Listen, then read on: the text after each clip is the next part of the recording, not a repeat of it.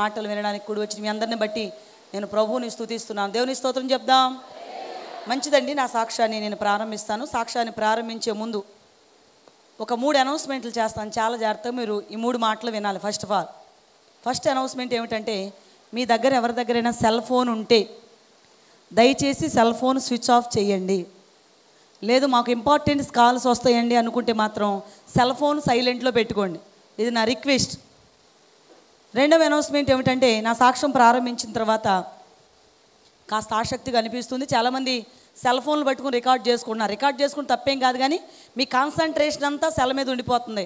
లైవ్లో సాక్ష్యం వస్తుంది, లైవ్లో సాక్ష్యం చూడండి. ఒకవేళ మీకు సాక్ష్యం కావాలంటే మీకు సిడీస్ బుక్స్ అవైలబుల్గా అందుబాటులో ఉన్నాయి, వెళ్ళేటప్పుడు తీసుకుందరు. కానీ చక్కగా లైవ్లో సాక్ష్యం వినండి. మీరు సెల్ ఫోన్లు పట్టుకుని ఇలా సాక్ష్యం రికార్డ్ చేసుకుంటే వెనకాల వాళ్ళు సెల్లోని సాక్ష్యం చూస్తున్నారు, చాలా ఇబ్బందిగా ఉంది. అది అలా చేయొద్దు. మూడో అనౌన్స్మెంట్ ఏమిటంటే, నా సాక్ష్యం ప్రారంభించి ఆమెనని మళ్ళీ దైవ సేవకులకు నేను మైక్ ఇచ్చే లోపు, నేను స్టార్టింగ్ నుంచి ఎండింగ్ వరకు ఎంత టైం మాట్లాడతానో టైం చెప్పను, కానీ నాకున్న టైం నేను మాట్లాడే లోపు స్టార్టింగ్ నుంచి ఎండింగ్ వరకు ఒక 15 సెకండ్స్ స్పేస్ లేకుండా నేను మాట్లాడతాను. స్టార్టింగ్ నుంచి ఎండింగ్ వరకు కూడా 15 సెకండ్స్ గ్యాప్ లేకుండా టైం నోట్ చేయండి. మీరు ఎందుకు నోట్ చేయమన్నానంటే, రిప్కా అక్క బాగా ఫాస్ట్గా మాట్లాడగలరని, నా గురించి మీరందరూ చెప్పుకోవాలని కాదు. ఇది నా సాక్ష్యానికి కీ పాయింట్, ఇంపార్టెంట్ అయిన విషయం. చివరిలో మళ్ళీ నేను అడుగుతాను, మళ్ళీ మీరు చెప్తురు. కానీ చిన్న వాక్య భాగాన్ని చదువుకున్న తర్వాత నా సాక్ష్యాన్ని మీతో పంచుకోవడానికి ఇష్టపడుతున్నాను. యోహాను శుభవార్త, బైబిల్ గ్రంథాల్లో ఉన్న వారు బైబిల్ తెరచి నేను చదువుతున్న వాక్య భాగాన్ని గమనించాలి. యోహాను శుభవార్త 11వ అధ్యాయము 25వ వచనం దగ్గర నుంచి 27వ వచనం వరకు నేను చదువుతాను. గ్రంథాల్లో ఉన్నవారు గమనించండి. యోహాను శుభవార్త 11వ అధ్యాయం 25 నుంచి 27 వరకు. అందుకు యేసు, పునరుద్ధానమును జీవమును నేనే. నా యందు విశ్వాసముంచువాడు చనిపోయినను బ్రతుకును, బ్రతికి నా యందు విశ్వాసముంచు ప్రతివాడును ఎన్నటికి చనిపోడు. ఈ మాట నమ్ముచున్నావా అని ఆమెను అడిగాను. ఆమె, అవును ప్రభువా, నీవు లోకమునకు రావలసిన దేవుని కుమారుడువైన క్రీస్తు అని నమ్ముచున్నానని ఆయనతో చెప్పాను. తలలు వంచుదాం, కళ్ళు మూసుకుందాం, చిన్న ప్రార్థన చేసుకుందాం. మహోన్నతుడైన దేవా, పరిశుద్ధుడైన తండ్రి, నీ స్తోత్రాలు.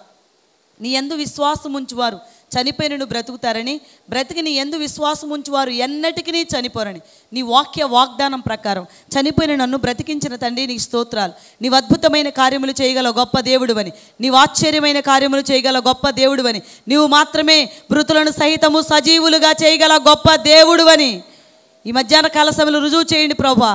నిలబడి నన్ను మీరు మరుగుపరచండి, మీరు కనబడండి, బిడ్డలతోటి మీరు మాట్లాడండి, నీ ముఖ దర్శనాన్ని బిడ్డలకు మీరు అనుగ్రహించండి. చెప్పబోయే సాక్ష్యము ద్వారా కేవలం మీరు మహిమ పొందుదురుగాకని యేసయ్య పరిశుద్ధ నామములో ప్రార్థన చేసి అడుగుచున్నాము తండ్రి, ఆమేన్. మాది కృష్ణా జిల్లా అండి. కృష్ణా జిల్లాలో పామర్రు మండలం, పెంజెండ్ర అయినంపూడి అనేది మా ఒక స్వగ్రామం. యాక్చువల్లీ గుడివాడలో పేరు నేను గుడివాడని వేయమంటాను, పేపర్లో పేరు అలా వేయమంటాను. పేపర్లో గుడివాడ అని పేరు నేను వేయమంటాను, కానీ మా ఊరి పేరు గుడివాడ కాదండి. ఎందుకు గుడివాడ అనేమంటారంటే, అయినంపూడి అని చెప్తే ఎవరికి అర్థం కావట్లేదు. గుడివాడకు 12 కిలోమీటర్ల దూరంలో ఉంది మా ఊరు అయినంపూడి, చిన్న విలేజ్. అక్కడ జన్మించాను నేను. మా నాన్నగారి పేరు బ్రహ్మయ్య, అమ్మ పేరు వెంకటలక్ష్మి, నా పేరు సౌభాగ్యం. నేను హైందవ కుటుంబం నుంచి రక్షించబడ్డానండి. అమ్మ వాళ్ళకి నేను ఏకైక సంతానం. నాకు ముందు కానీ వెనక కానీ అన్నలు కానీ తమ్ముళ్ళు కానీ అక్కలు కానీ చెల్లెళ్ళు కానీ ఎవరూ లేరు. లేక పుట్టానని చాలా అపురూపంగా అల్లారు ముద్దుగా అమ్మ వాళ్ళు నన్ను పెంచారు. అయితే నేను పుట్టక మునిపి అమ్మ ప్రభువుని నమ్ముకుని మారు మనసు పొంది రక్షణ భాగ్యాన్ని పొందుకుంది కనుక ఇక నన్ను హైందవ సాంప్రదాయాన్ని పెంచకుండా చిన్నప్పటి నుంచి అమ్మ నన్ను క్రైస్తవ సాంప్రదాయాన్ని పెంచారు. అమ్మతో పాటు నేను చర్చికి వెళ్ళేదాన్ని. మా ఆత్మీయ తండ్రి గారి పేరు సజ్జా బర్నబాస్ గారని, చాలా స్ట్రిక్ట్ డిసిప్లిన్లో నన్ను పెంచారండి. 1995వ సంవత్సరం వచ్చేసరికి నేను 7th క్లాస్ చదువుతున్నాను. అనుకోకుండా కొంతమంది బంధువులు మా ఊర్లో చిన్న ఫంక్షన్ జరుగుతుంటే అక్కడికి వచ్చి నన్ను చూశారు. ఏమండి, మా బాబుకి వివాహం చేయాలనుకున్నాం, మీకు అభ్యంతరం లేకపోతే మీ పాపని ఇస్తారా అన్నారు. మా వాళ్ళు ఏమన్నారంటే, అమ్మాయి 7th క్లాస్ చదువుతుందండి, 13 సంవత్సరాల వయసు, ఇప్పుడే పెళ్లి చేసే ఉద్దేశం లేదు, ఒకవేళ పెళ్లి చేసినా కూడా దేవుని నమ్ముకున్న బిడ్డలకి ఇస్తాము అన్నారు. వాళ్ళు కూడా ఏమన్నారంటే, మేము కూడా దేవుని నమ్ముకున్నామని చెప్తుంటే మా వాళ్ళు పక్కకు వచ్చి మాట్లాడుకుంటున్నారు. వాళ్ళు వచ్చి బ్రతిమలాడుతున్నారు, మీ అమ్మాయిని ఇమ్మని. ఏమని మాట్లాడుకున్నారు పక్కకు వెళ్ళంటే, కావాలని వచ్చే సంబంధం కాశీకి వెళ్ళా మళ్ళీ మనకు దొరకదు, చేసేద్దామంటే చేసేద్దామని చేసేసారు. ఒక మాటలో చెప్పాలంటే పెళ్ళి అంటే అర్థం తెలియదు నాకు. కారణం ఏంటంటే 7th క్లాస్ చదువుతున్నాను, 13 సంవత్సరాల వయసు. మరి దేవుని చిత్తం, దేవుని యొక్క ప్రణాళికను బట్టి 7th క్లాస్ మధ్యలో డిస్కంటిన్యూ చేసి నాకు వివాహం జరిగించారు. వివాహం జరిగిపోయింది. ముదినేపల్లి మండలంలో ఉన్న గురజ అనే ప్రాంతానికి పావులూరి రామచంద్రరావు గారికి పెద్ద కోడలుగా, వారి పెద్ద కుమారుడు సూర్యప్రకాష్ రావు గారికి భార్యగా ఆ గ్రామంలో అడుగు పెట్టాను నేను. 2-3 నెలలు గడిచిపోయిన తర్వాత మా అత్తయ్య గారితో మామయ్య గారితో చర్చికి వెళ్తానండి అని అడిగాను. వాళ్ళు ఏమన్నారంటే, అమ్మ మేము కూడా చర్చికి వెళ్తామమ్మా, జనవరి 1కి క్రిస్మస్కి వెళ్తాం చర్చికి, మేము అప్పుడే తీసుకెళ్తామన్నారు. నాకు చాలా బాధ కలిగిందండి. నన్ను తీసుకొచ్చి ఇలాంటి ప్లేస్లో పెట్టావు ఎందుకు నాయన అని ఏడ్చాను నేను. కానీ అమ్మ చెప్పిన మాట జ్ఞాపకం వచ్చింది నాకు. ఏం చెప్పింది అమ్మ అంటే, అత్తగారింటికి వెళ్ళేటప్పుడు అక్కడికి వెళ్ళిన తర్వాత వాళ్ళు ఏది చెప్తే అదే చెయ్యాలి, ఎదురు చెప్పకూడదు. సరే, వీళ్ళని ఎదిరించి దేవుని నామాన్ని అవమానపరచడం నాకెందుకు అనేసి ఇంట్లో ఉండి ప్రార్థన చేసుకోమన్నారు వాళ్ళు. ఇంట్లో ఉండి ప్రార్థన చేసుకున్నాను. చర్చికి వెళ్ళడానికి మాత్రం నాకు పర్మిషన్ ఇవ్వలేదు. రోజులు గడిచిపోతున్నాయి. నా జీవితకాలంలో 1 సంవత్సరం అయిపోయింది. సంవత్సరం అయ్యేసరికి వాళ్ళు పిల్లల కోసం ఎదురు చూడడం ప్రారంభించారండి. నాకైతే పిల్లలు పుట్టలేదు. అక్కడ దగ్గరలో గుడి అన్న టౌన్ తీసుకెళ్ళి చెకప్ చేయించారు. డాక్టర్ గారికి చూపిస్తే డాక్టర్ గారు నవ్వారు. 14 ఏళ్ళ అమ్మాయిని తీసుకొచ్చి మీరు పిల్లలు పుట్టలేదని కంగారు పెడుతున్నారు. అమ్మాయి వయసు ఎంత ఇప్పుడు? 14 ఏళ్ళు. కంగారు ఏమి లేదు, ఏం భయం లేదు, అమ్మాయికి తేడా ఏమి లేదు, ఆరోగ్యం అంతా బాగానే ఉంది, పుడతారులే, కంగారు పడద్దని చెప్పి ఇన్ని మందులు రాశారు. ఏ హాస్పిటల్కి తీసుకెళ్ళిన అదే మాట చెప్తున్నారు, మందులు రాస్తున్నారు. వీళ్ళకేమో కంగారు పెరిగిపోతుంది. నేను ఒక మాట చెప్పాను, ఏమంటే ఇది నాలో కానీ మీ అబ్బాయిలో కానీ లోపం కాదు. చిన్నప్పటి నుంచి నేను దైవ సన్నిధిలో పెరిగాను. దైవ సన్నిధికి మీరు నన్ను దూరం చేశారు. అందుకు దేవుడు ఈ పరీక్ష పెట్టాడు. కనుక చర్చికి వెళదామండి, తప్పకుండా ఫలితం కలుగుతుందంటే వాళ్ళకి పిల్లలంటే ఉన్న ఇష్టం చర్చికి పంపించారండి. దేవుడు అంటే ఇష్టం లేదు కానీ పిల్లలంటే ఇష్టం. చర్చికి పంపించారు. మా ఇంటి ముందు ఉన్న చర్చికి వెళ్ళి కూర్చొని ఒకరోజు వాక్యం విందామని వెళ్ళాను. వెళ్ళేటప్పటికీ సేవకులు వాక్యం చెప్తున్నారు. సేవకుల్లోంచి దేవుడు నాతో మాట్లాడడం ప్రారంభించారు.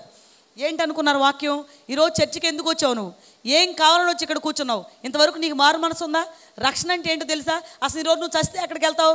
అసలు నీకు కావాల్సింది ఏంటి? ఇప్పుడు నువ్వు వచ్చి అడుగుతుంది ఏంటి అని దేవుడు మాట్లాడుతుంటే వణికిపోయానండి నేను. ఎందుకంటే చిన్నప్పటి నుంచి యేసు ప్రభువు నమ్ముకున్నానే, గొప్పలు చెప్పుకోవడమే తప్ప మారు మనసు అంటే ఏంటో తెలియదు నాకు, బాప్తీసం అంటే ఏంటో తెలియదు నాకు. ఏడ్చి ప్రార్థన చేసుకున్నాను, క్షమించు ప్రభు అని. ఇంటికి వచ్చి మా వాళ్ళని అడిగాను, ఏమండి నేను బాప్తీసం పొందాలనుకున్నాను. వద్దు అన్నారు. తీర్మానం చేసుకున్నానండి అన్నాను. వాళ్ళు ఏమన్నారంటే, బాప్తీసం తీసుకుంటే దేవుడు నీకు పిల్లల్ని ఇస్తాడా అన్నారు. ఇస్తాడండి అన్నాను. అయితే తీసుకో అన్నారు. అప్పటికి దేవుడు అంటే ఇష్టం లేకపోయినా పిల్లలంటే ఉన్న ఇష్టంతో వాళ్ళు బాప్తీసం పొందడానికి నాకు పర్మిషన్ ఇచ్చారు. బాప్తీసం పొందక మునుపు నా పేరు సౌభాగ్యం అని మీకు చెప్పాను. బాప్తీసం పొందాక పాస్టర్ గారు అన్నారు, హిందూ పేరు కదమ్మా సౌభాగ్యం అంటే, పేరు మారుస్తాను అన్నారు. మీ ఇష్టం పాస్టర్ గారు అంటే ప్రార్థన చేసి పాస్టర్ గారు నాకు రిప్కా అని పేరు పెట్టారండి. ఇంటికి వస్తుంటే నా యజమాని నన్ను ఇంట్లోకి రానివ్వలేదండి. బయట నిలబెట్టి నన్ను ఒక ప్రశ్న వేశారు, నువ్వు కూడా ఇక మతాల్లో చేరిపోయావు కదా, బాప్తీసాలు ఇచ్చేస్తే పేర్లు మార్చేస్తారు, ఏం పేరు పెట్టారు అన్నారు. రిప్కా అని పెట్టారండి అన్నాను. ఆయనకు కొంచెం బైబిల్ తెలుసండి. ఆయన ఏమన్నారంటే, బైబిల్లో రిప్కా పేరు పాస్టర్ గారు నీకు పెట్టారు కనుక నిజంగా మీ దేవుడు గొప్పోడైతే, బైబిల్లో రిప్కా అన్న అమ్మాయికి 2 మగపిల్లలు, నీకు కూడా అలా 2 మగపిల్లలు పుడితే మీ దేవుడు గొప్పోడని నేను కూడా నమ్ముతాను, లేకపోతే మాత్రం నేను చంపేస్తానన్నారు. ఈ మాట నాకు మీకు ఎలా ఉందో నాకు తెలియదు కానీ నేను మాత్రం అది అగ్ని పరీక్ష అంటాను. ఎందుకు అగ్ని పరీక్ష అంటానంటే, రిప్కా అన్న పేరు పెట్టుకున్న వాళ్ళందరికీ 2 మగపిల్లలు పుడుతున్నారు అనుకోండి, అందరు రిప్కానే పేరు పెట్టించుకుంటారు. జరిగే విషయం కాదు అది. ఇదేంటి ప్రభు అని బాధపడడం ప్రారంభించాను. ప్రార్థన చేసుకున్నాను. రోజులు గడిచిపోతున్నాయి. దేవుని యొక్క మహా ఉచితమైన కృపను బట్టి దేవుడు నన్ను గర్భవతిగా ఆశీర్వదించారు. నెలలు నిడుతున్నాయండి. సరిగ్గా నాకు 8వ మాసం వచ్చేసరికి అనుకోకుండా మా నాన్నగారు హార్ట్ అటాక్తో చనిపోయారండి. నాకు తీరని బాధ. ఎందుకు బాధ అంటే, లేక పుట్టాను నేను. అమ్మ వాళ్ళకి లేక పుట్టిన కారణం చేత నన్ను చాలా అపురూపంగా పెంచారు. సడన్గా నాన్నగారు చనిపోయేటప్పటికి ఇంచుమించు ఒక నెల ఏడ్చానండి నేను. చుట్టుప్రక్కల వాళ్ళందరూ వచ్చి ఓదార్చాలి, అలా ఏడవకూడదమ్మా, నీ కడుపులో ఒక బిడ్డ ఉంది, ఆరోగ్యానికి మంచిది కాదు, దేవుని చిత్తం, మనం ఏం చేయలేము, అది ఓర్చుకోవాలని చెప్పినప్పుడు ఓర్చుకున్నాను. నెలలు నిండాయి. దేవుడు చక్కని మగబిడ్డను ప్రసాదించారు. బాబుకి 6 నెలల వయసు వచ్చింది. అన్నప్రాసం జరిగించాం. అప్పుడు తెలిసింది నాకు ఒక భయంకరమైన నిజం. అప్పటి వరకు నాకు కానీ మా వాళ్ళకి కానీ ఎవరికీ తెలియని నిజం ఫస్ట్ నాకే తెలిసింది. ఏంటి ఆ నిజం అంటే, నన్ను చేసుకున్న నా యజమానికి పెళ్ళి కాకముందే మానసిక సంబంధమైన ఒక రుగ్మత ఉండేదట. మందులు వాడి కంట్రోల్ చేసి పెళ్లి చేశారు వాళ్ళు. పెళ్ళి నాకు ఇప్పుడు బయటపోయింది. ఆయన పరిస్థితి ఎలా ఉండేదంటే, కర్ర కానీ పేడు కానీ ఏదైనా దొరికిందనుకోండి పట్టుకుని విరిగిపోయే వరకు కొట్టేవారు నన్ను. అసలు ఎందుకు ఇలా కొడుతున్నారు, నేనేం చేశాను, ఎందుకు కొడుతున్నారు అర్థం అవ్వక చిన్నప్పటి నుంచి అమ్మ నాన్న నన్ను ఎప్పుడు కొట్టలేదండి. ఒక్కదాని గారం తనేసి నన్ను తిట్టను కూడా తిట్టేవాళ్ళు కాదు. ఆయన కొడుతుంటే భయం వేసి నేను పారిపోతుంటే మా అత్తగారు చిన్నత్తగారు నన్ను తీసుకొచ్చి కొన్ని విషయాలు నాకు చెప్పారు. అమ్మ పెళ్ళి కాపముని పోసారు ఇలా వచ్చింది, ఎన్ని మందులు వాడినా కంట్రోల్ కాలేదు. కొంతమంది మాకు సలహా చెప్పారు, ఇలాంటివన్నీ పెళ్ళి అయితే తగ్గిపోతాయండి, పెళ్లి చేసేయమన్నారు. అమ్మ అందుకే పెళ్లి చేసాం, ముందే చెప్తే ఎవరు చేసుకోరు కనుక ముందు చెప్పలేదు, మమ్మల్ని క్షమించు తల్లి, 2 చేతులు జోడించి నమస్కారం చేస్తున్నారు. నాకు క్షమించు మన్నించని బాగానే మాట్లాడుతున్నారు కానీ ఆ బాధ అనుభవించే నాకు తెలుసు ఆ బాధ ఏంటో. మొదట్లో ఆయన కొడుతుంటే కంగారు పడి పారిపోయేదాన్ని. రోజులు గడిచిన కొలది, వారాలు గడిచిన కొలది, నెలలు సంవత్సరాలు గడిచిన కొలది దెబ్బలకు అలవాటు పడిపోయాను నేను. అదొక టైం టేబుల్ నా జీవితంలో.